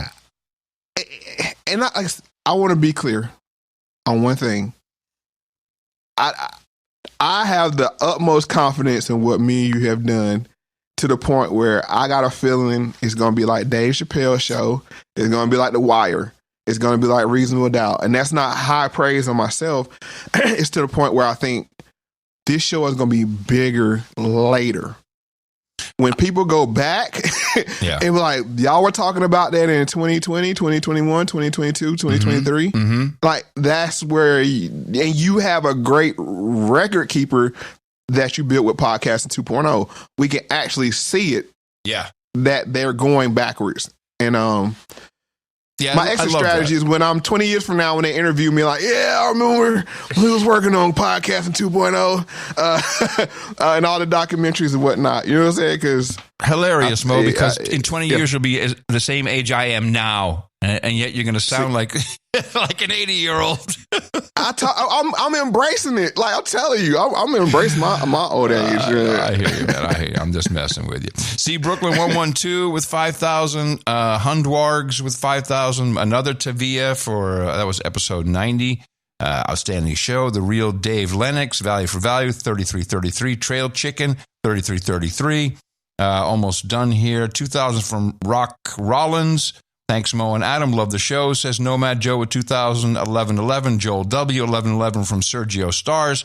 Learning so much every minute I listen. Thank you, Moe and Adam. 1,000 from Lon Baker, and 1,000 from user 423349555 something else. Missed you, Mo. Miss you too, Uncle Adam. And thank you all very much. Also, thank you to people who are sending streaming sats and who have sent lower boost amounts. We appreciate all of you. We really like that you're doing this value for value.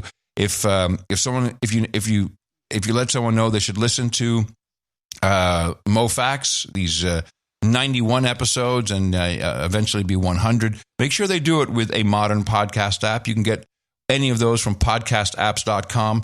We appreciate that. And of course, for the next few shows, we would love for you to go to mofundme.com. That's the Moe Factz donation page, MOEFUNDME.com, and support us with some value for value. Thank you all again for supporting Moe Factz with Adam Curry, episode 91. Whoops.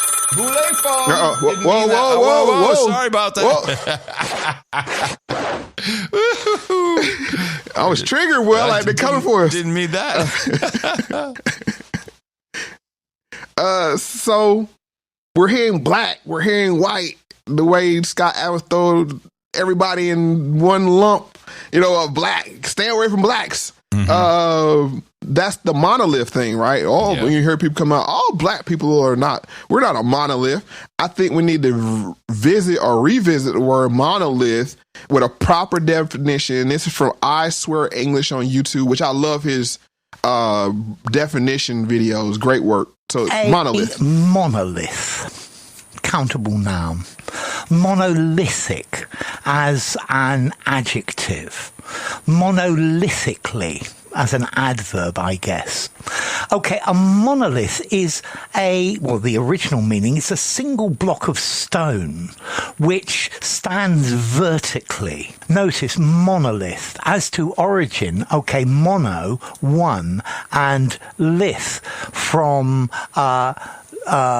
lithos, meaning a stone in ancient Greek, it comes from Latin, monolithus, made of a single block of stone.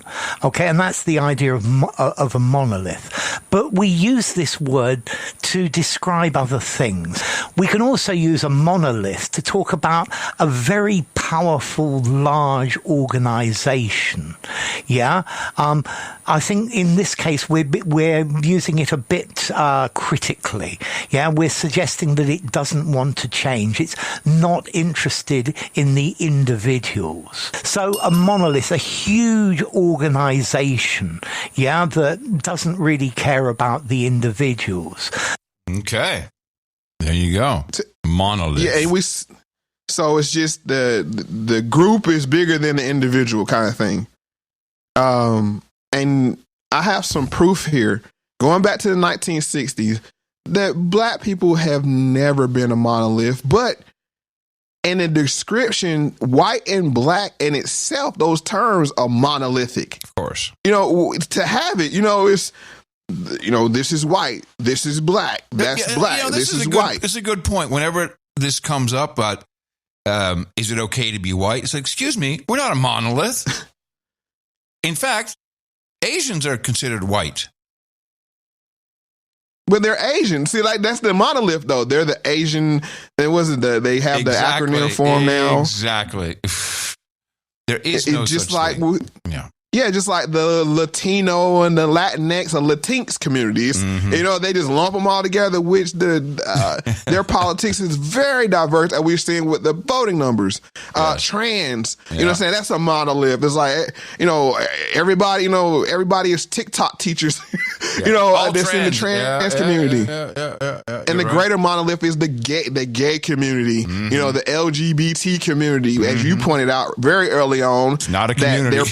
It's not a monolith, but when you use these terms, you're implying it in the term itself. When you say black, what is black? What does that mean? Only thing blacks mean is not white. Right. That's the governmental term for it, because what do we call them? We're white. They got to be black. A colored. They expanded it to colored people or people of color. That is white. That's the monolith. And then you have everybody else in the group, and we're just going to lump them all together as people of color, which I found that term to be so disgusting. That's why I say colored people, because it's that mentality that you're saying out of, you're not individuals. But not to belabor the point, I want to get to this 1960s. I don't know who was doing the recording. I couldn't find much history on it, but this is wealthy, middle-class black people in Los Angeles. And listen how they talk about the Southern blacks that are pouring into Los Angeles at the time. You recall at our last meeting, we discussed the problem of integrated housing, and we found out that almost 1,700 Negroes are moving into Los Angeles a month. By 1970, there'll probably be 1 million Negroes in this city.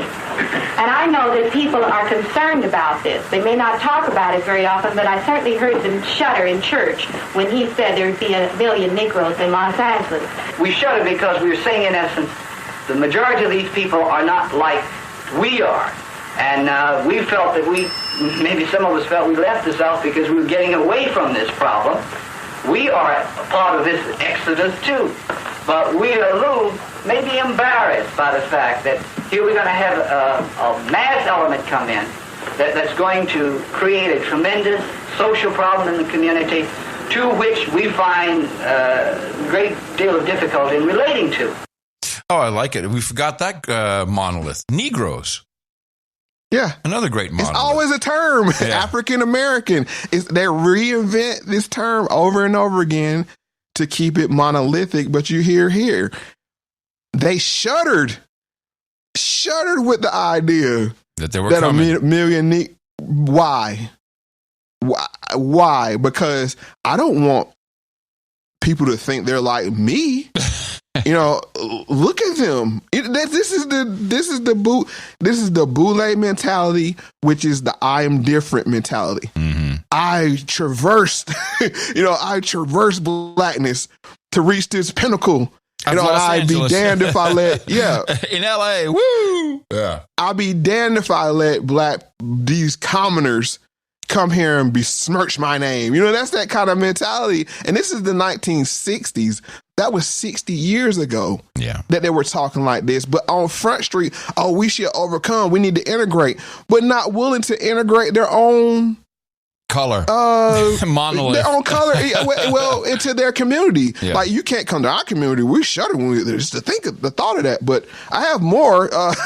Let's hear another one. 24. Let me ask you a question. Go ahead. No, go ahead. Yeah. Do you consider ADOS to be a monolith? ADOS is a designation, and that's why it was so important because I am a descendant of American slaves. Right. And the person that identifies with that has the same lineage. Politics is different.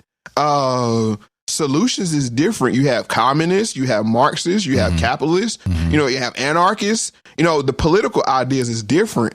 The thing with black, and this like this, you pointed it out yourself. Look how they do it, Barack Obama. Mm-hmm. Black, he's black. Yeah. What does that even mean? He's not even black. He's brown. And I'm starting to think he's Indonesian. Yeah. To be honest with you, when you start looking at the president of Indonesia and you look at Barack Obama and you see where he comes from, I'm just saying, like, we're not gonna go there. And the same thing with Kamala Harris. You're Jamaican and Indian, but no, you're black. This monolith. We have to keep this monolith, and it's out of necessity because this is the one voting block we can count on. Correct. It's all everybody else. All monoliths are political. All of them.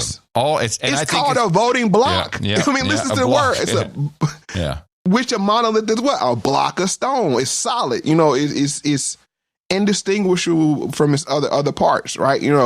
It's so I just wanted to bring that up. Let's go. Sorry. I don't know why that happened. So let's go ahead and get into the second part of this fascinating clip. Well, I don't want to sound like a do-gooder because I really am not, and I'm somewhat of a snob.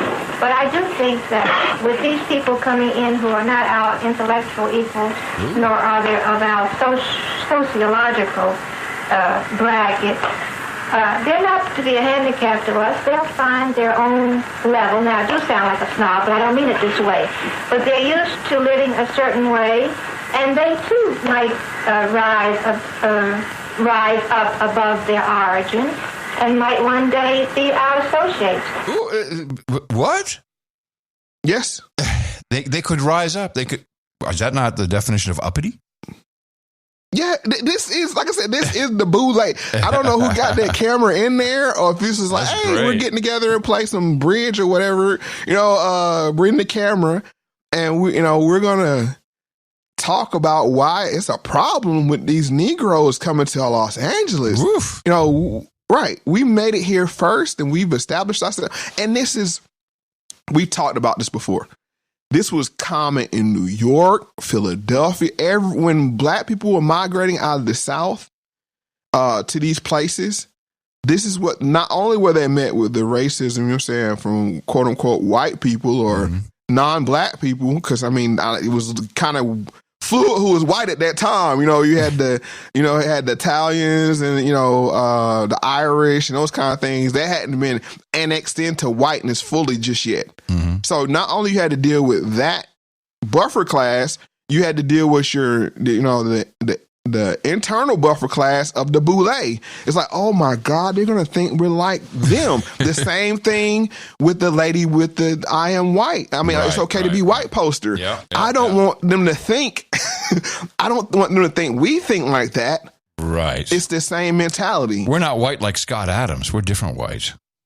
Yo, we're totally different. We don't think it's okay to be white around here. No. You know, just imagine that's crazy. It blows the mind, you know, to think, you know, you could be, as you said, and I agree with you, manipulated to the point where you're embarrassed by your own identity. That's a fascinating mind screw right there.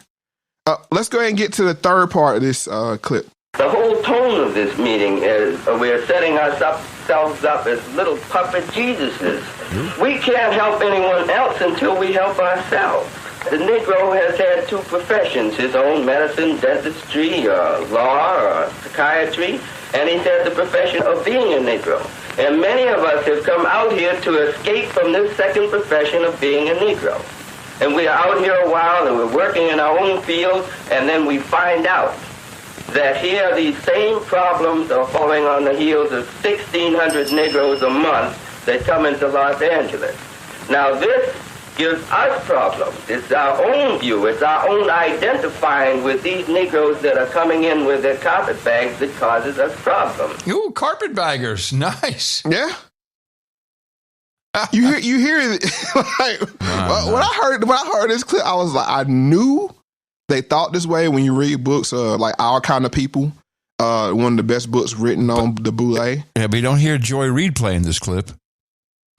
This is Joy Reid. Yes. If I was a betting man, when these intellectuals get around each other and they start to sip wine and they'll look and say, we're not like whatever trend is on TikTok, or, you know, when they talk about drill rap or whatever else, it's like, we're not those kind. Wasn't this in a way also kind of like Fresh Prince of Bel-Air?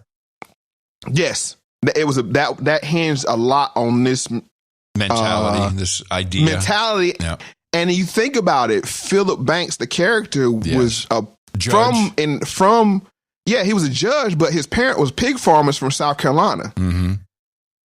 And that's just the point. A lot of these people, don't want to use the word ran, but left the South, established themselves in this city, kind of got to some kind of point of stasis, you know, what was ever going on. And we don't want any disruptors. He called them problems. Yeah. You hear words like shudder to think. Yeah. So who are these people? One of the people that I respect a lot, Thomas Sowell, he breaks down and he identifies these people they were running from as the black rednecks. Black rednecks, who are they?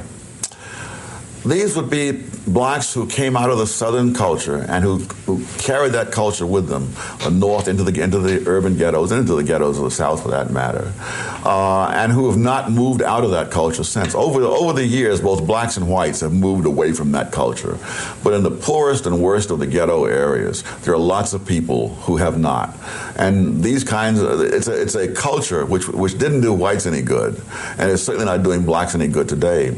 And the tragedy is that people regard this culture as somehow the authentic black culture, and therefore you're not to interfere with it. It's to be allowed to, until they're cheering people on. It reminds me of a scene in the Blue Max where this general is encouraging this daredevil pilot to do all kinds of wild stunts, you see, knowing that the guy's going to kill himself if he keeps doing this, and therefore the general will be rid of a political problem. Now, I don't think that the white liberals are doing this deliberately, but I think the net results are the same. They are cheering blacks on and doing things that are absolutely self-destructive. What's the difference between a black redneck and a white redneck? Color. Wow. Once again, the same issue I had with Larry Elders in a different way, but in function. Mm-hmm. And it's not intentional. The liberals are not doing it intentionally.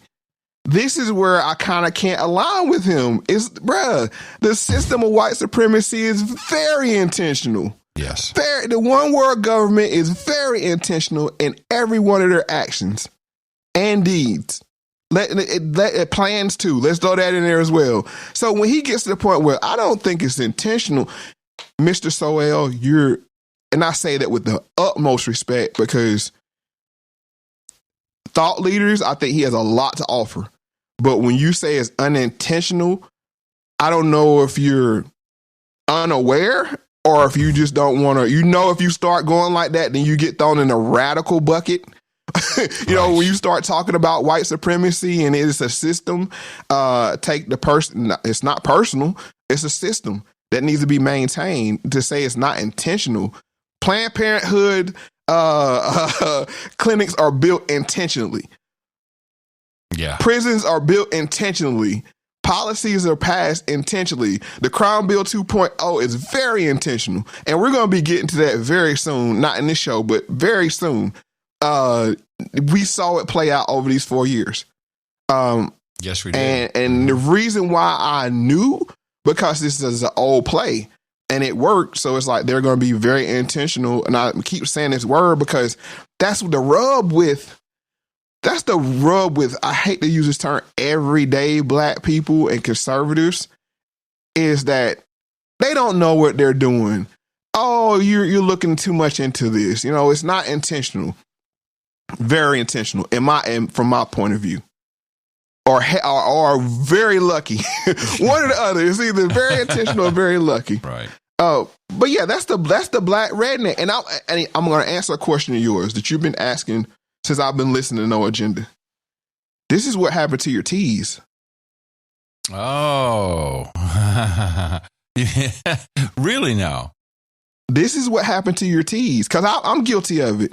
In Southern culture, we pronounce TF as H, like bathroom. Yeah. You know what I'm saying? Very soft on the end of words, like TI here. It was known as saying Rolex watch, like watch. You know what I'm saying? Like we trim the end of our words, and that doesn't identify lack of intellect. And this is something they do to Black Americans, that because we speak with a different dialect, it seems as a lack of intelligence. But you have whole news broadcasts in pidgin. The BBC especially. Well, and when we started the show, I remember it just took me a while to get used to Axe. And it was really when I discovered that is, in fact, the way it was originally written, way, way, way back when, that I felt really stupid. And it's not even the point of that. It's like, why is it, if I say ask or ask, what's the difference? You know what I mean? Not you, but the person listening knows what I mean. That's just like, I don't say to a Jamaican person when they say tree for three, I'm like, he's a dummy. Yeah. You know what I'm saying? It's like, why do we do this? Well, okay. Well, it's almost like, wow, that's a good question. Because you expect Americans to be monolithic in our language. So that's where it starts from, I guess. Wow. I would say many monoliths, like MINI. Because like the common, what's that? The New Englander kind of, you know, saying they have a way of speaking. Oh yeah, and we have these, them, and those guys. You know, we have all Italians. We have all Utes. Use like Y-O-U-S. Yes, like use. I'm just thinking of Goodfellas with these Utes. No, that wasn't Goodfellas. That was My Cousin Vinny.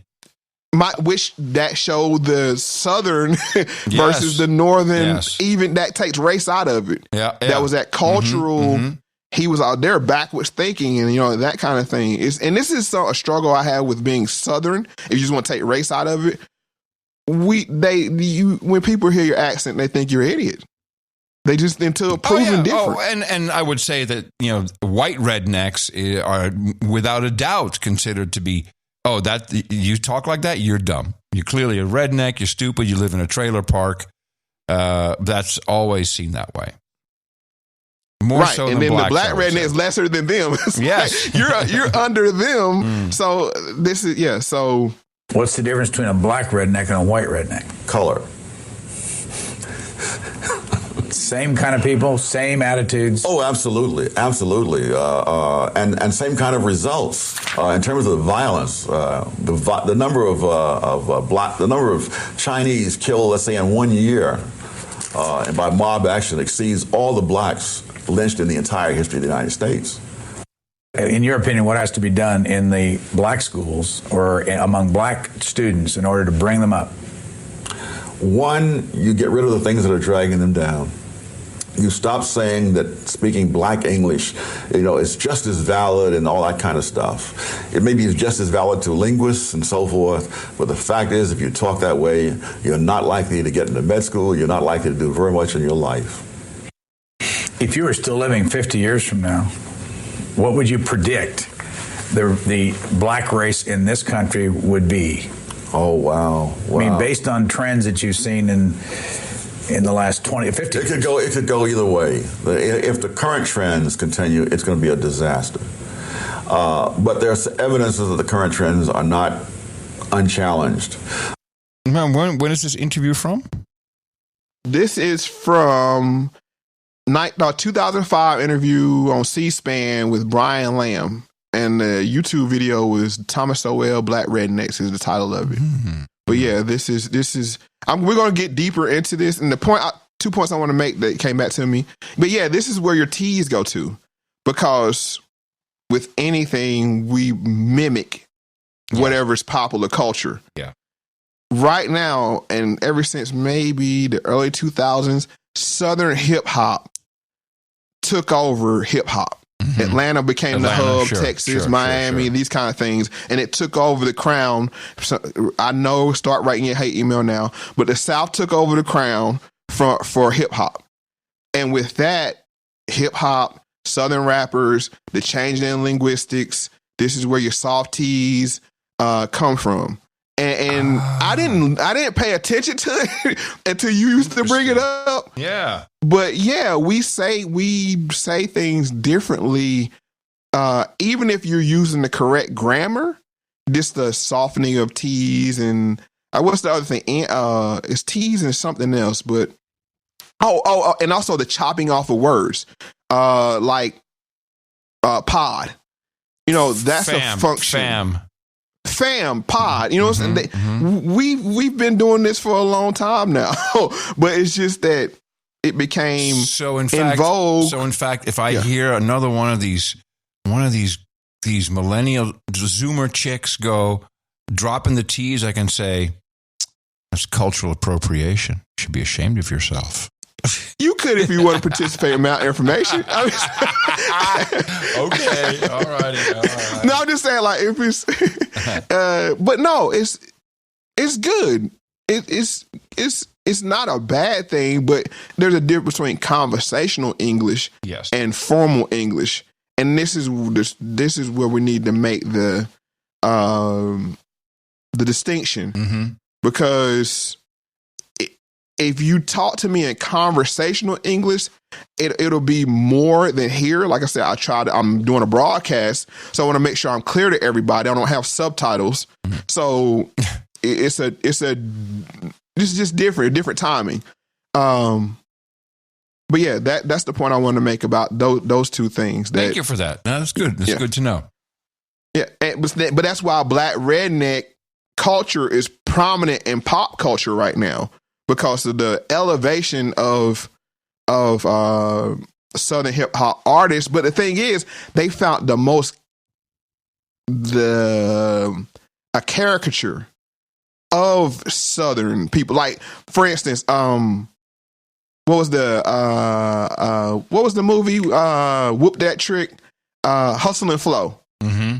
That was a caricature, you know what I'm saying, of a Southern hip hop artist. We gave you Outkast, which was one of the most forward-looking groups of the time, but they didn't copy that. They said, we want what's good for pushing this Black redneck culture. It's just really funny. Now that you mention that to me, now I'm hearing, of course, we've known each other for years.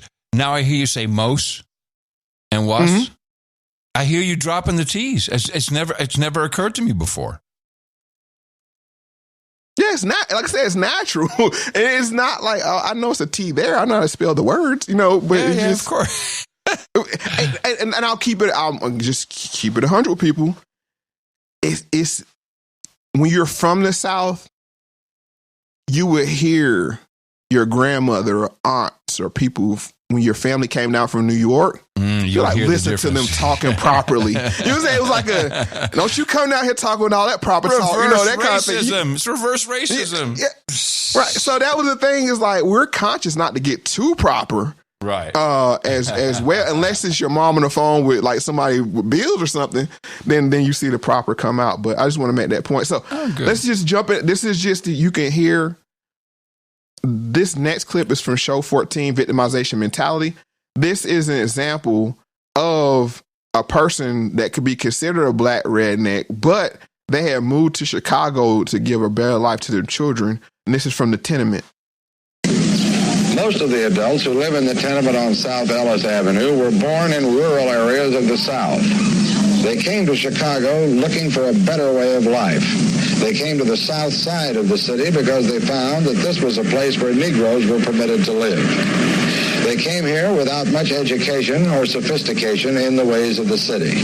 They came here poor. About all that they brought with them were their hopes and their dreams. Bill Staples and his wife Gloria came from Alabama.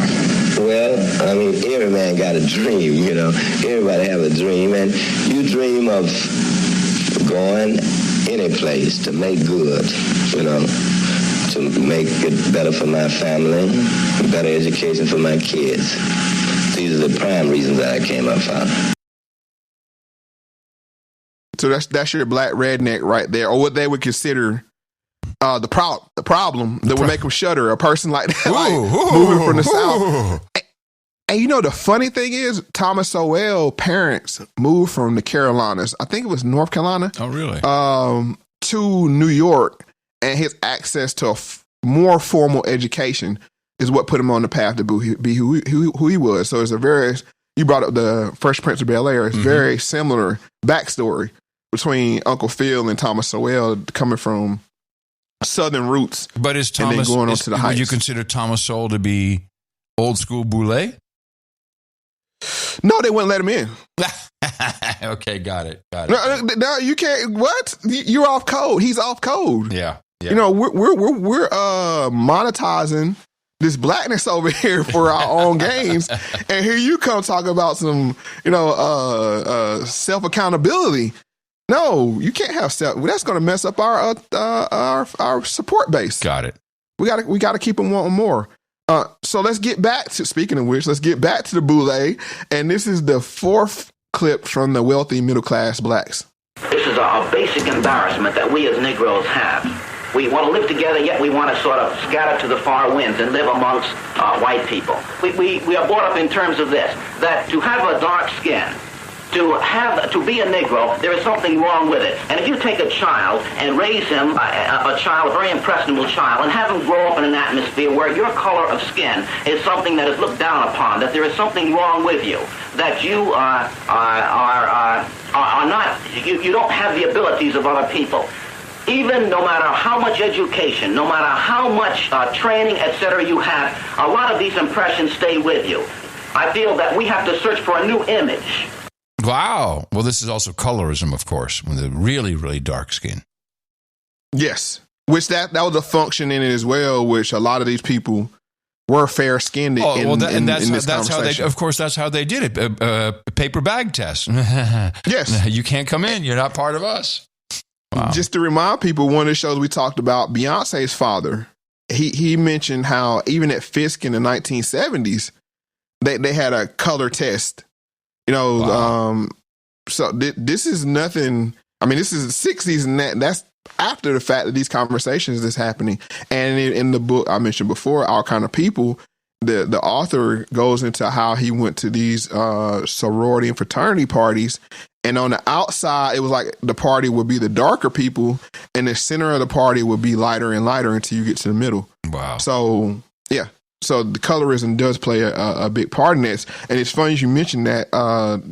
It goes right on with clip number 5. When I wake up in the morning, I don't look in the mirror and say, you are a Negro, therefore you will face life in a certain way. I see myself as a person just like all the people that I work with and the children that I deal with, and they're all people. I've got to break in here. Yeah. I tolerate this any longer.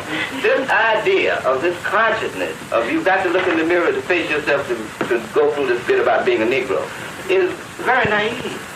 The individual, this concept was instilled in you before you could think. Right. Oh, I don't agree with you. And first of all, we have, as a symbol in our community, the white, straight hair, brown hair, as the symbol of the thing to strive for.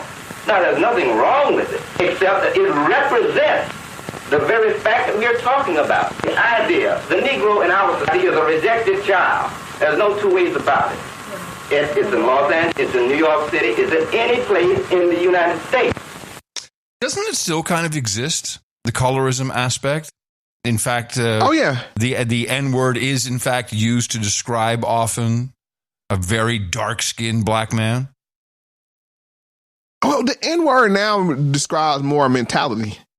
Okay. Than a color, but I would say, colorism still exists because look at politicians. It's a guy named Ford that's on MSNBC. He's really fair. Isn't he on the 5 on Fox, or is it a different Ford? He might be moving around, but I'm just saying. I know his last name is Ford. Mm-hmm. You look at I think it was Ben Chavis, the mayor out here. He was running for governor out here, I think, in Maryland a while back.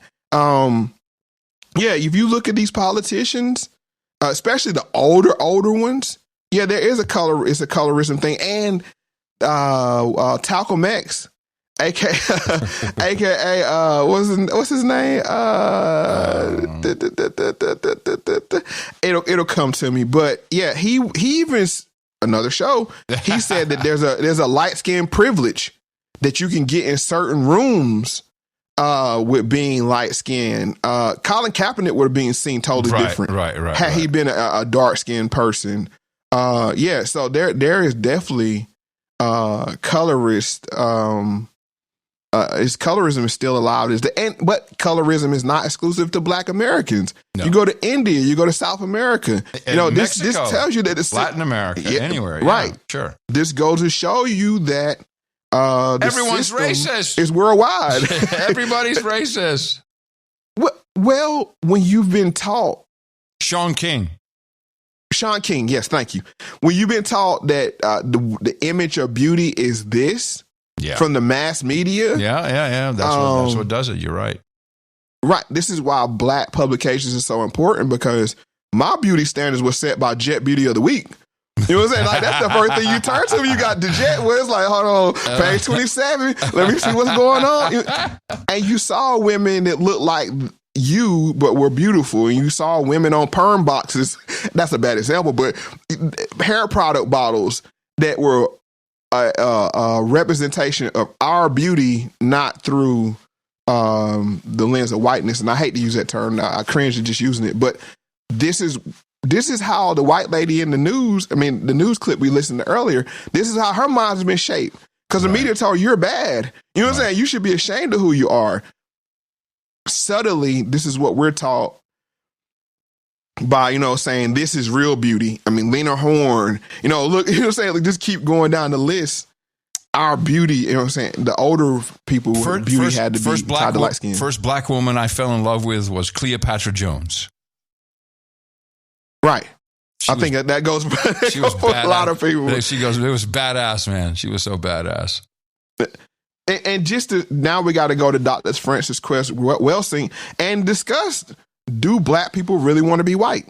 We have been taught under white supremacy to demean and degrade pigmentation. And so that's a mistake that we can learn from. See, like I would say, if, Black people in this area of the world given a choice, I could say Black people all over the planet, if given a choice, if somebody said, take this pill and you could become white tomorrow, that the level of self-hate of Black people on the planet has been so great that 90% of Black people would want to become white by tomorrow morning. And, you know, we just have to observe that and say, well, that's fascinating. But we do understand that we are in a system of racism, white supremacy. And each time that you turn on the television, you're getting a dose, a big dose. Every time you open a magazine, every time you open a book, every time you go to a movie. If you go to a movie and you just see white people, you're seeing the negation of black people, because there are no black people. So, again, if, you know, our intelligence, meaning our ability to understand our environment, will go up very high, just beginning to accurately decode the power system dynamic in which we find ourselves at this point in time. Wow, this is actually now one of my favorite clips. We've talked about, well, she says supremacy, but of course what I learned is white supremacy. I find it very important to pronounce it differently from Neely Fuller Jr., supremacy. Right. And what she says here is that really it's been the elites who have psyoped the world for centuries, probably because they own the medium, printing press, et cetera, all the way through to, where we are today, that it has been the media who have taught us this, that lighter skin is more supreme. And that goes for white people too. Of course. I mean, because there's gradients of white. Don't get it twisted. Because a blonde hair, blue-eyed white woman trumps a ginger appearing woman. Right. Oh, yeah. Even inside of whiteness, and when you watch television shows, the heartthrob, and this is going when I was growing up, the heartthrob had to be the blonde hair, blue-eyed. Now, in the group. Now, you had a brown, brunette. Well, there's your Aryan race. There's your Hitler's, blonde, blue eyes. Correct. This is where it comes from. And when we go back, for people to go back and listen to show 14, I think we discussed it, that when you lock people into these tenements and projects and you only thing you pump through is the image of white America, because back in those days, the 60s, you only had the broadcast channels. Yeah. And you only had Leave It to Beaver and All in the Family, and there was no recognition of Look at these wonderful people on their way to the beach. Right. Doing a little 60s television. and that's the thing, because this is where they do white people, or so-called white people, a disservice. Because everybody thinks y'all have everything you need. It does. Everybody white is rich, on television. Like, look at Al. But I'm going to give you an example. Look at Al Bundy. He sold shoes. Yeah. He had a 2-story house, and his wife didn't work. And he sold shoes. Yeah. How does that work? You know what I'm saying? Like, how does that work? I know it's trivial. Psyop. It's psychological operations, man. And another example, and I know we got to move on, is when you watch these house buying shows. You have a lady like a part-time pottery person, and the guy's like a teacher in an inner city school. I know. Yes. Yes. I know. And they're buying like a $600,000 home. I'm like, whoa. Yes. Also, what? Right. Wait. Tell me these shows are fake? Nah. But what it represents is, because if I was a person that just bought stuff on Surface, it's like, how the hell they have, a teacher and a part-time pottery person buying a $600,000 home? Right. And it just gets, that's privilege. But the system, as you said, they own the medium, and this is what they constantly got to pump out until now. Now it's trans. Everything trans is right. A trans person go on a shooting spree, and we stand with the trans. Yeah. That's It's to the point where, like I said, this is why our mental health is so important, and listening to shows like this and No Agenda. Because I told you, I was missing the No Agenda show. Yeah. Because you got to hear people talk about stuff to, weaponize it and discuss it in long form. But yeah, that's the power, man. And you know what comes out of that when you watch that and you're on the outside looking in? Low self-esteem. Yeah. And we have the next clip with Neely Fuller discussing confusion and self-esteem. Yes, the white supremacists do this in all 9 areas of activity all of the time. Okay. See, in other words, the way to confuse people is to lead them to have questions with no answers. That's what confusion is. Lots of questions with no answers. Why is this happening? Why is that happening? What are those people doing over there? Why are they doing it? And all like that. I see. Well, in all the areas of activity, the white supremacists say, keep those dark-skinned people confused. And that way, confusion brings on what? Frustration. Oh, you improve your self-esteem by doing things that work. This is what self-esteem comes from. Doing things that work. Ah, man, he's so smart. He's so smart. And the reason why I bring him to the show so often in the back end is going to be heavy with him because it's logical. It's not his emotion. Right. It's not, and he's not even coming with solutions per se. His role is identifying what the problem is. Somebody else has to solve it, and really all people can solve it ourselves. You have to, control your actions. And this is where 7 Habits come in for me, because being effective is the only reaction to this system. That's how you don't get canceled, if you're constantly effective. So I agree. Yeah. So let's go. You got anything you want to add? No. I just bring me more Neely Fuller Jr., man. Love him. All right. Let's get to the second part of self-esteem. That's what self-esteem is. Doesn't work against you. Your self-esteem starts disappearing when you're doing things that are working against you. It just starts slowly easing away from you so that you don't have any left. But all so-called self-esteem comes from you know what to do, you know how to solve problems. See, basically that's it, problem solving. And that's where self-esteem comes from. When you get to the place you have a whole lot of problems, you don't know how to solve them, your self-esteem goes, and then you just start doing any kind of old thing. Just start lashing out at anything because you're frustrated. Confusion brings about frustration. Frustration brings about all kinds of chaos. And the chaos brings about all kinds of conflict if you're around other people. Because you'll just lash out at everybody and then eventually lash out against yourself. That's why we are very toxic when we're around each other. We're frustrated, we're confused, we're angry, and we're going to take it out on somebody. We don't want to keep just hitting ourselves upside the head all day long, so we hit somebody else upside the head. Why? Because they look like us. Wow, man. This is so good. How do we? What is within our power to stop that for everybody? Obviously, it affects everybody. How do we stop that? Besides, okay, here it is. Yes, be proactive. Put first things first. Begin with the end in mind. Synergy. Sharpen the saw. What's that? Seek first to understand, then be understood. It's one more I'm forgetting. Yeah. But the 7 Habits, because it's what I do. Not the environment, not everybody else, not there's going to be this messianic leader that comes along where he's Orange Man or the next MLK or whoever else. I have to be effective. And the only definition of effective is realizing a goal. That's effective. I have this goal.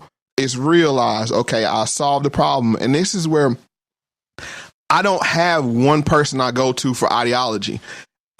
Neely Fuller, I go for him for understanding the code and the system. You go to other people, Dr. Wilson, he says what solves problems? Culture solves problems.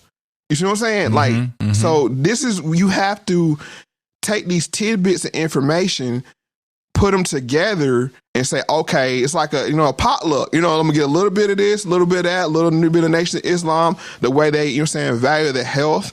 and their appearance. I want some of that, I want some guns, from some Malcolm X, what I'm saying? Let me get some of that. And hopefully this is what's been represented in the show, that I don't come with one ideology. Right. I come with what's sound advice and what I think works. And, and culture is what you do to solve problems. Just like if there's a island over there and there's a bunch of food on it, we need to create a culture to, to go and get that food and bring it back. So, okay, we might need to be a culture of people that use marine, like boats, ships, a marine central culture, or naval central culture, or, that kind of thing. That's what we do to solve problems. So that's my opinion. Is the only thing we could do is be effective. And Dr. Covey, he laid out the habits, and that's my opinion. How you solve, and only you can solve your problem. Nobody else can solve your problem for you. Perfect moment to take a little break. Thanks to more people for sending us some new money, which we love. I like brand new money. I don't want any money around me that's not. I'd almost rather have a new one than an old 20. Now, that's kind of dumb, isn't it? But there's something about new money that excites you. You like $100 bills? Oh, yeah. I like new money, too. Oh. The most beautiful thing on earth is a $100 bill. I hadn't seen a woman as good looking as a $100 bill.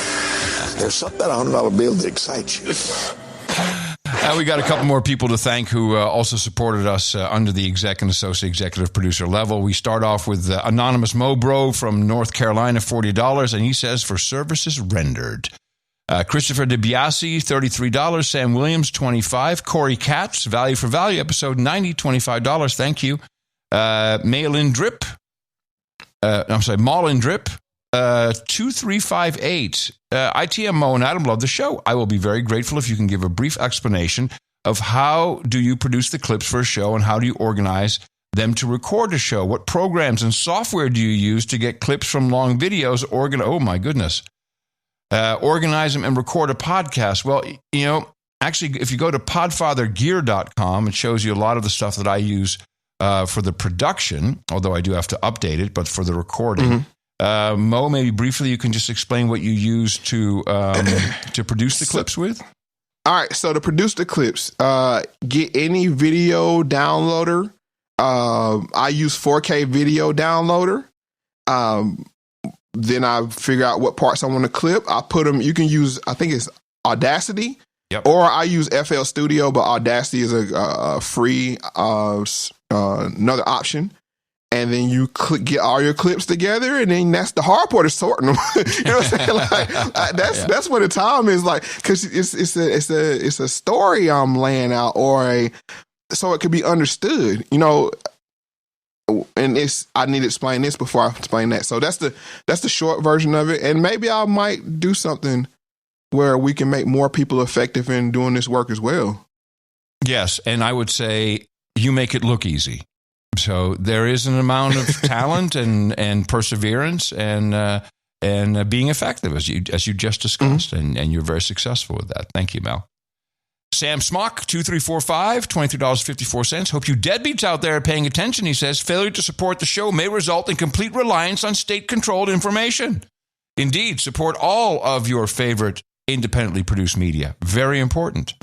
Dame Jen of Bead, Brush, and Cloth, $22. Thank you, Dame Jen. Derek McIntosh, episode 89.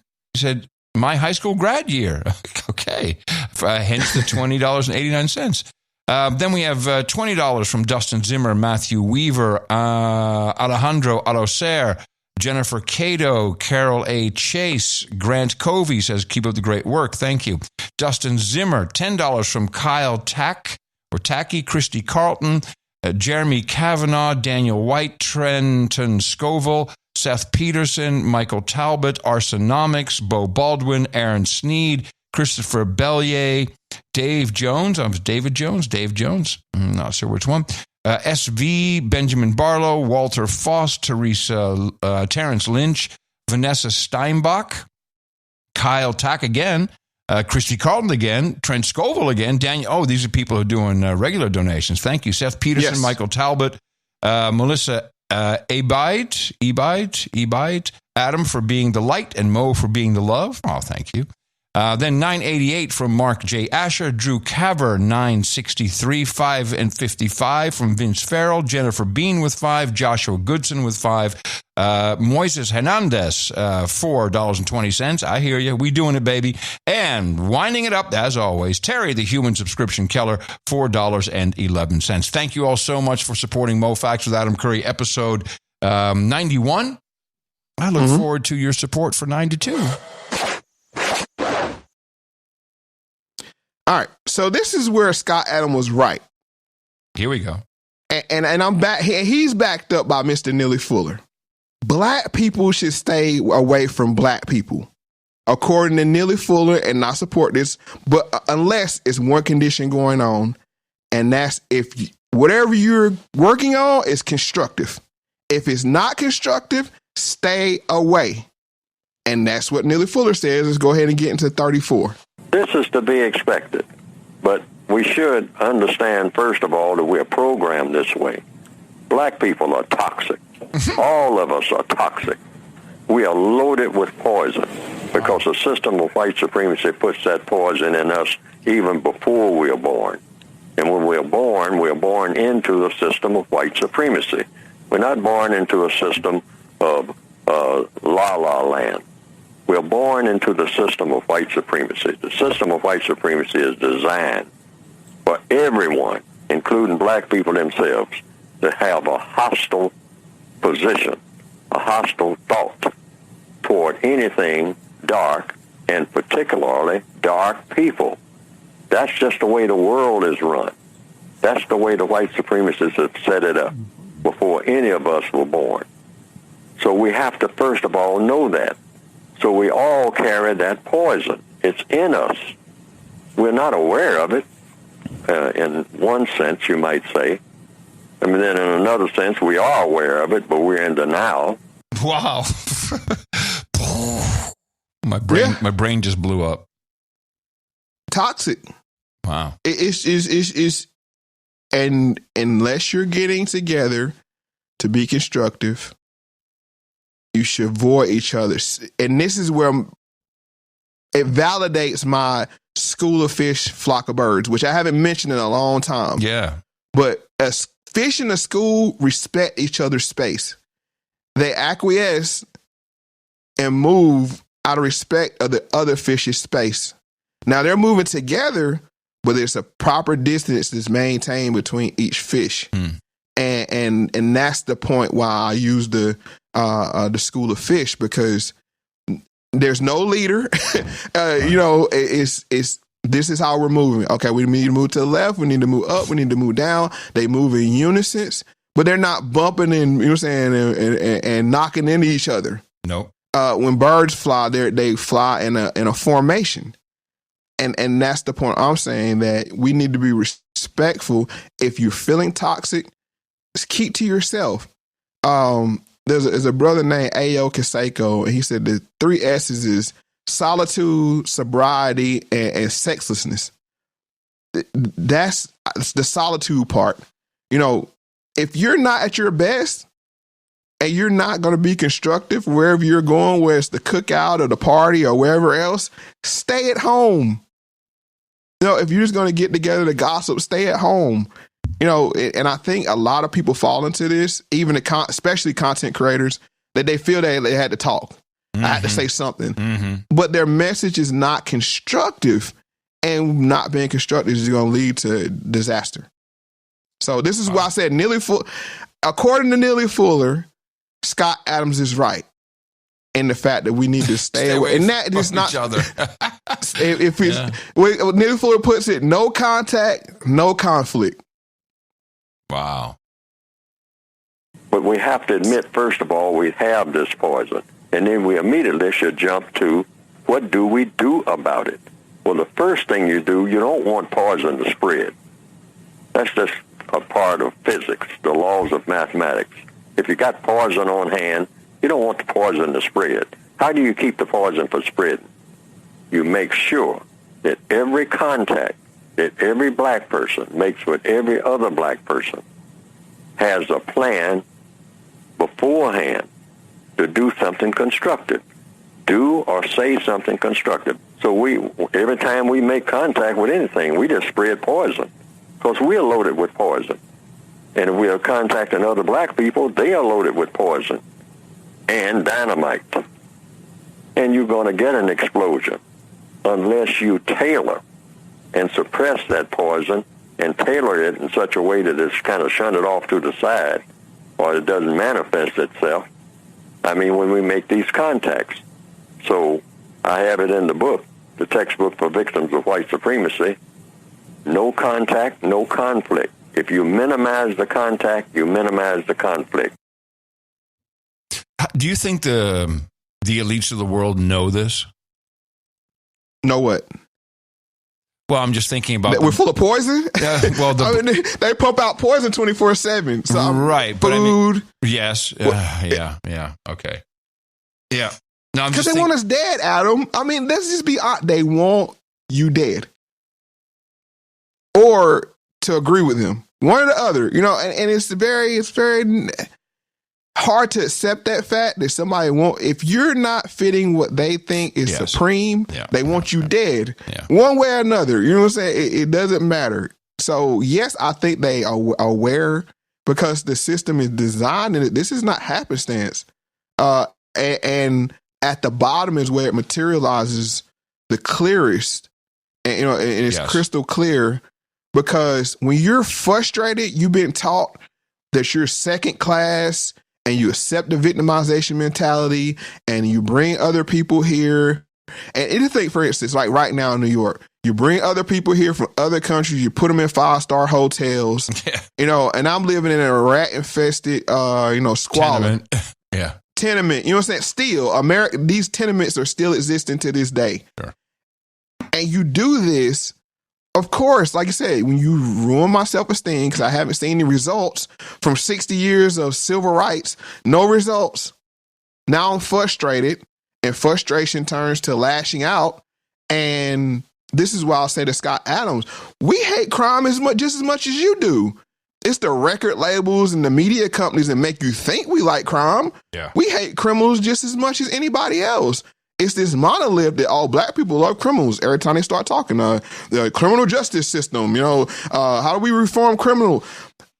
When you see these quote unquote white people being attacked, and something tragic and malicious happens to them, they always say what? They had a record. They shouldn't have been out in the streets. 9 times out of 10, the people in that record were black people victimized first.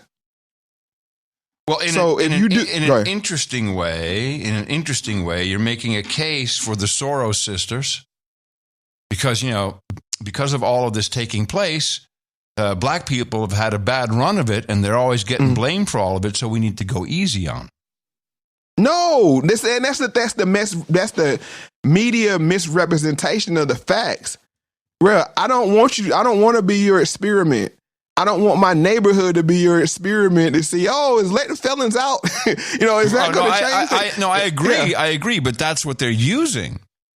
Yeah, of course. It makes sense. You know what I'm saying? If you look at it that way, but that's crazy. Like I said, don't be confused that they're confused. They know exactly what they're doing. Just like not to harp on the trans thing, they knew exactly how it was going to sound when they came out and supported trans people after this shooting happened. Right? They knew how it was going to be taken. Yeah. And I want to give one example of, I think people misunderstand what's going on. This John Pierre, whatever her name is. Kareem Abdul Jean-Pierre Van Damme?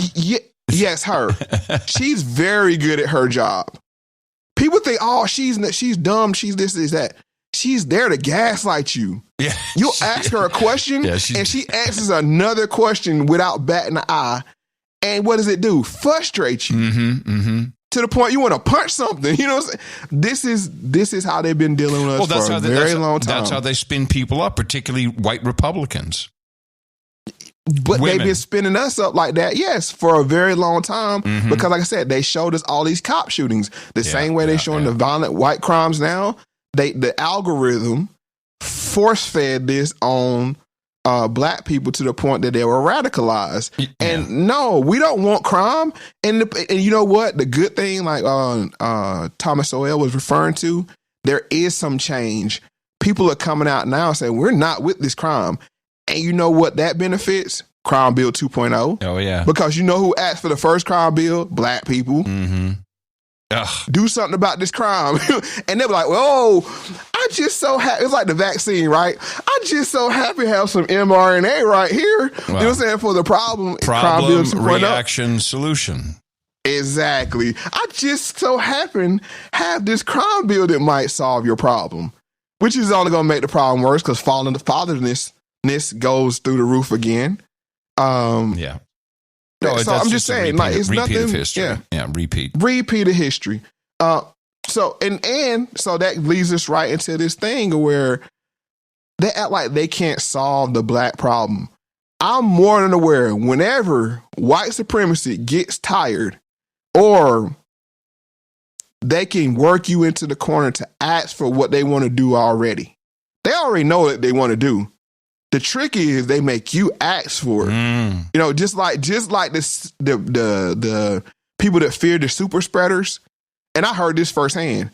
When are you going to vaccinate these people? Yeah. When are you going to force vaccine? When are you going to start firing people if they don't take the vax? I heard this out of people's mouths. You know what I'm saying? People that you work with, you thought were, and the funny thing is, pretty reasonable. Is you'll hear people say, we're never letting them do that to us again. And I think, oh, don't worry. You will. You will. You'll beg for your demise when it's all said and done. Take me up to a higher level here, Mo. I'm getting depressed. This is Neely Fuller talking about how they can wrap all gangs up in one afternoon. Yeah. They train their dogs just like they train their black people. So they tell black people, join a gang. You want to solve your problems, join a gang. And kill your neighbors. I mean, your neighbors all look like you. That's what I want done. All right, so y'all go at it. I'll sit here and read the comic book while y'all, and look out the window while y'all doing it. Because ain't none of you got no sense. I tell you everything that you need to know. So I give you all guns when you're going to kill each other. Now, if you start coming at me, I mean, you're going to find out what hell is, because I'm the inventor of guns. I know all about violence. You can't teach me nothing about violence. That's the white supremacists talking. Yes, sir. I can wrap all of you all up, and you know it. That's why you don't bother me with that nonsense over there across the tracks in the ghetto. None of you. All of you bad ones, I mean, with the tattoos and the dark shades, you scare each other with that nonsense. You don't scare me at all. I sit there and read a comic book behind that nonsense and then wrap you up and your whole family and all your gangs put together in one afternoon, and you know it. Why? Because I am a white supremacist, boy. I'm a white supremacist gal, and you know it, and I don't have to tell you. You already know this. Now, break that down so people understand, because I got it because, I've been around you long enough. Yeah, what he's saying is that whenever they want to solve the problem of quote unquote outright crime and mayhem, they can do it in one day. Afternoon. Chicago, Baltimore. What we saw in New York with them 33 arrests in one day. Mm-hmm. You know what I'm saying? With Fox News embedded, like a reporter on the beat with them. Oh, we going there, and you know what? The gangs know this. I'm gonna be honest with you. The people that's attacking white folks, the black people, they crazy. They're crazy. I mean, literally, because every self-respecting black person know you can't go around hurting white folks and get away with it. So they got to be crazy. Yeah. I'm being honest with you, because when this is not me saying it. If a criminal says, "Hey man, I just went and did a robbery," where'd you hit? Over there in just throw in a Malibu, Beverly Hills. Or, you know what I'm saying? Or somewhere they ain't supposed to be. The other criminal is going to say, are you crazy? You know what kind of heat that's going to bring down on us? Seriously, they know their boundaries. The criminals know. And the people that are doing these, like, pushing people in trains and stuff, they crazy. Yeah. Because they know you can victimize black people all day, every day, and make a song about it. Yeah. And you might get a few years if they come looking for you. But as soon as you hurt a white person, oh no. You know what I'm saying? No, that's not going to happen. And not this ain't, I got Neely Fuller to back me up with 37. That's why you dare not think about messing with me. I don't care how bad you're supposed to be. Prove that you're bad to each other. I let you do that. In fact, I taught you how to do it. Keep at it. Because that fits my agenda. Okay. That's the white supremacists. That's the white supremacists. All the black people out here robbing, and, we know who to rob. We know how far we're going to have to run if we rob somebody white. All right? You have to run a little further than you rob. Yeah, every robber, street robber knows this. You're going to have to run, You get out there and get a, you can kill 4 and 5 black babies all day long in a gunfight. You kill one white child, and you ain't going to run far enough to find something to step on, all right? If you do it by mistake while you're trying to kill that other Negro, all right? You made the mistake and hit that white woman's baby in that carriage. Now you're going to be running forever. Yeah. True. So, so I'm just saying, so the criminals know. But what's happening is you're having spillage. And for several reasons, you're having, with gentrification, people going in neighborhoods that were typically, quote unquote, urban. And criminals, especially homeless criminals or mentally ill criminals, they're not leaving their territory. I don't care how gentrified it is. Right. And these people go on a crash collision, because you remember, let's go back to the 1350 meme. 13% of the people do 50% of the crimes, but 90% of that 50% is done against people that look like them. Yeah, it's interesting. Or higher. You can see now that like gentrified East Austin, cops won't even go there. Correct. They won't even go. Because you know why? Because the main people there that were gentrified was one that wanted to defund the police. So the police said, okay, we'll show you. Yep, exactly. We'll show you blue flu. Yeah. Blue flu. Hey, what do you want us to do? You want us to come out here and mediate? No, we don't do that. You call us, to pick up the dead body. Yep. And that's how they look at it. And there's another thing that I mentioned it before, but this is one of the strategies of confusion, and it's called white sacrifice. I know people are looking at me like, Mo, there's real crime happening against white people. And I'm like, yeah, I know. And it's used as a purpose. It's called white sacrifice, and Neely Fuller is going to explain it in the next clip. Racial white sacrifice confusion. White sacrifice? Yes. Meaning, when you drive down the street and you look out your car window, you see some white people on park benches. You see some white people who out there barefooted in the wintertime. And you see some white people walking around talking to themselves and whatnot and don't have anything. And you say, oh, racism is over, because look, if you got white people who are poor, you got white people that don't have anything, you got white people who are suffering, just like black people. So it's not racism. It must be something else. No. The white supremacists operate on a percentage basis. They know that, and they even they put in position in the path of danger a certain segment of white people. They'll just pick out white people, so to speak, and just throw them under the bus. This is to distract non-white people to thinking that racism doesn't exist. Yes. But they do it on a percentage basis. See, for every 10,000 black people that they kill, they'll kill 10 white people. And say, see, it's not about race. People just out here killing people. That's all it is. White sacrifice. And greatest example of that is the January 6th prisoners. Outstanding example. No, criminal justice, nobody come to save them. It's just like, and they're still in jail. Well, and notice they let the ringleader, so-called ringleader, the shaman, they let him out. Yeah. Same day 45 was indicted, kind of make sure we don't talk about it. Correct. But I'm just, and that's this why, and it's something I didn't put it in the show, but I just want to address it because it goes back to those black people in the 60s that was making it. The system has a gas and brake. They have white sacrifice on one hand that shows white people and the white appearing people in a bad light, right? To show that we can't be any racism because white people are being affected too. Right. And at the same time, they use this thing called racial showcasing, where while we're putting white people down a segment, we're lifting up a segment of black people to say, oh, we've got billionaire rappers. Billionaires, black billionaires everywhere. You can't, you just trip over them. There's so many black billionaires. To say, see, it's because you didn't lift yourself up. That's the problem. And they do these two things simultaneously. And I'm going to give you a great example. You probably seen it. The hearing of this aviation, whatever. Oh, the black guy. High. People are like, you got to play this. I said, there's something so wrong about what's going on right here with this guy.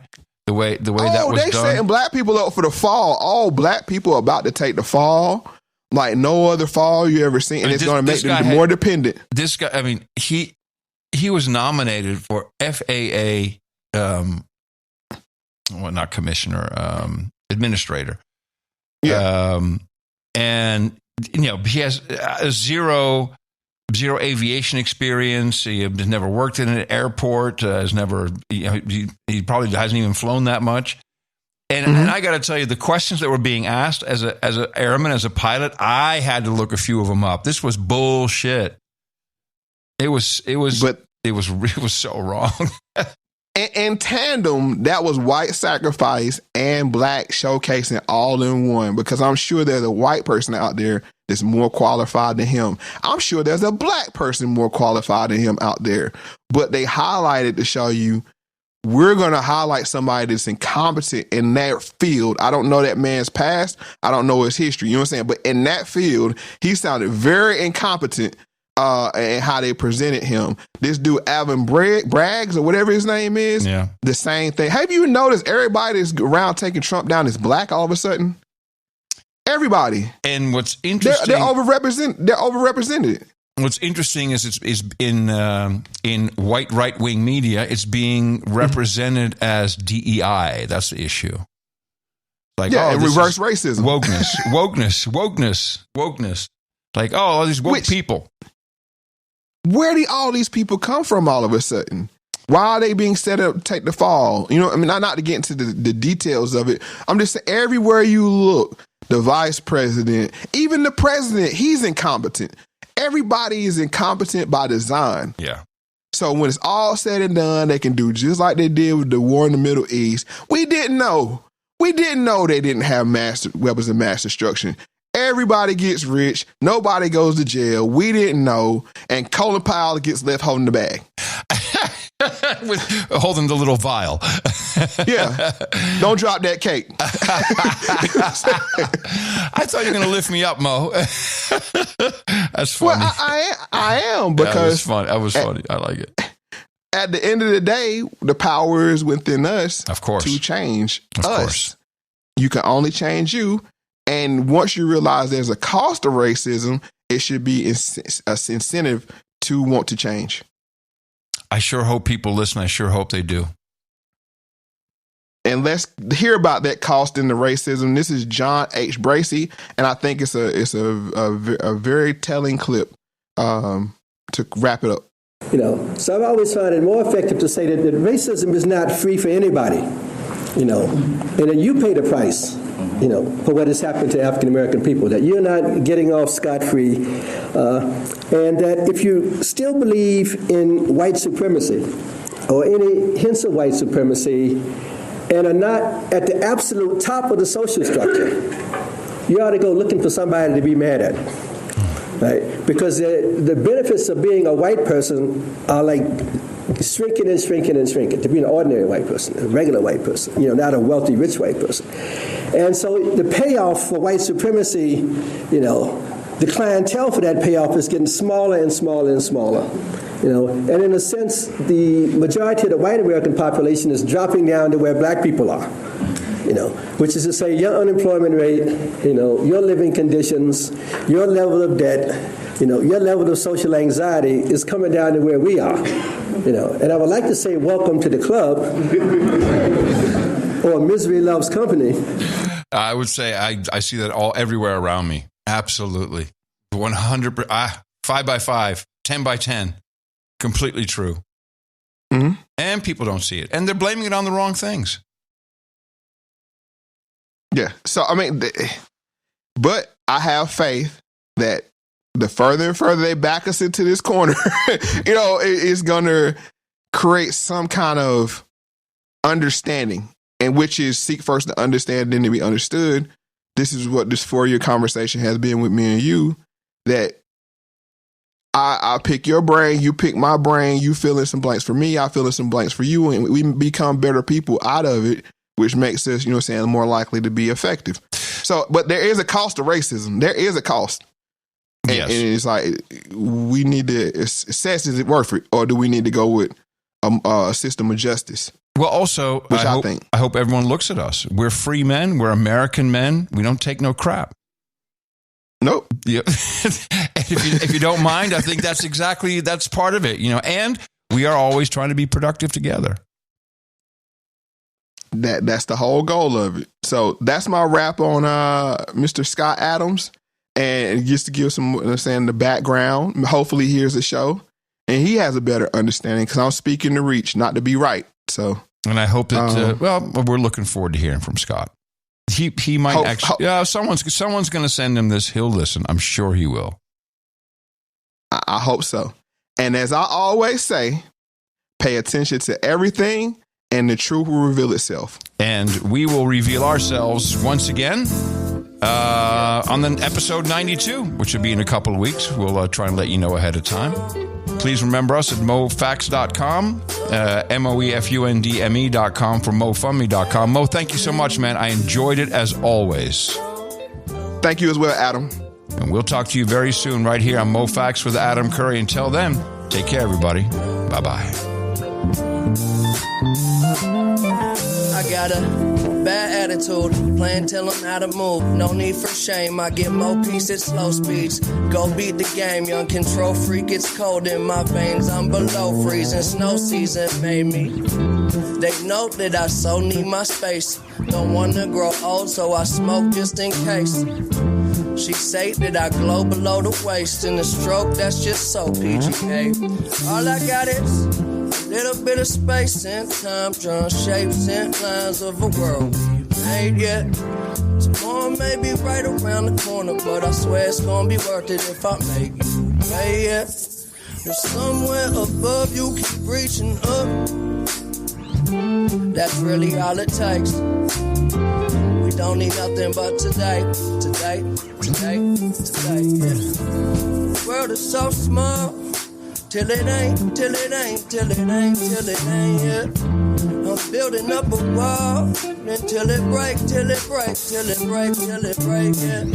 She hate it when I call, and it's late. I don't wanna keep you waiting. I hope I never keep you waiting.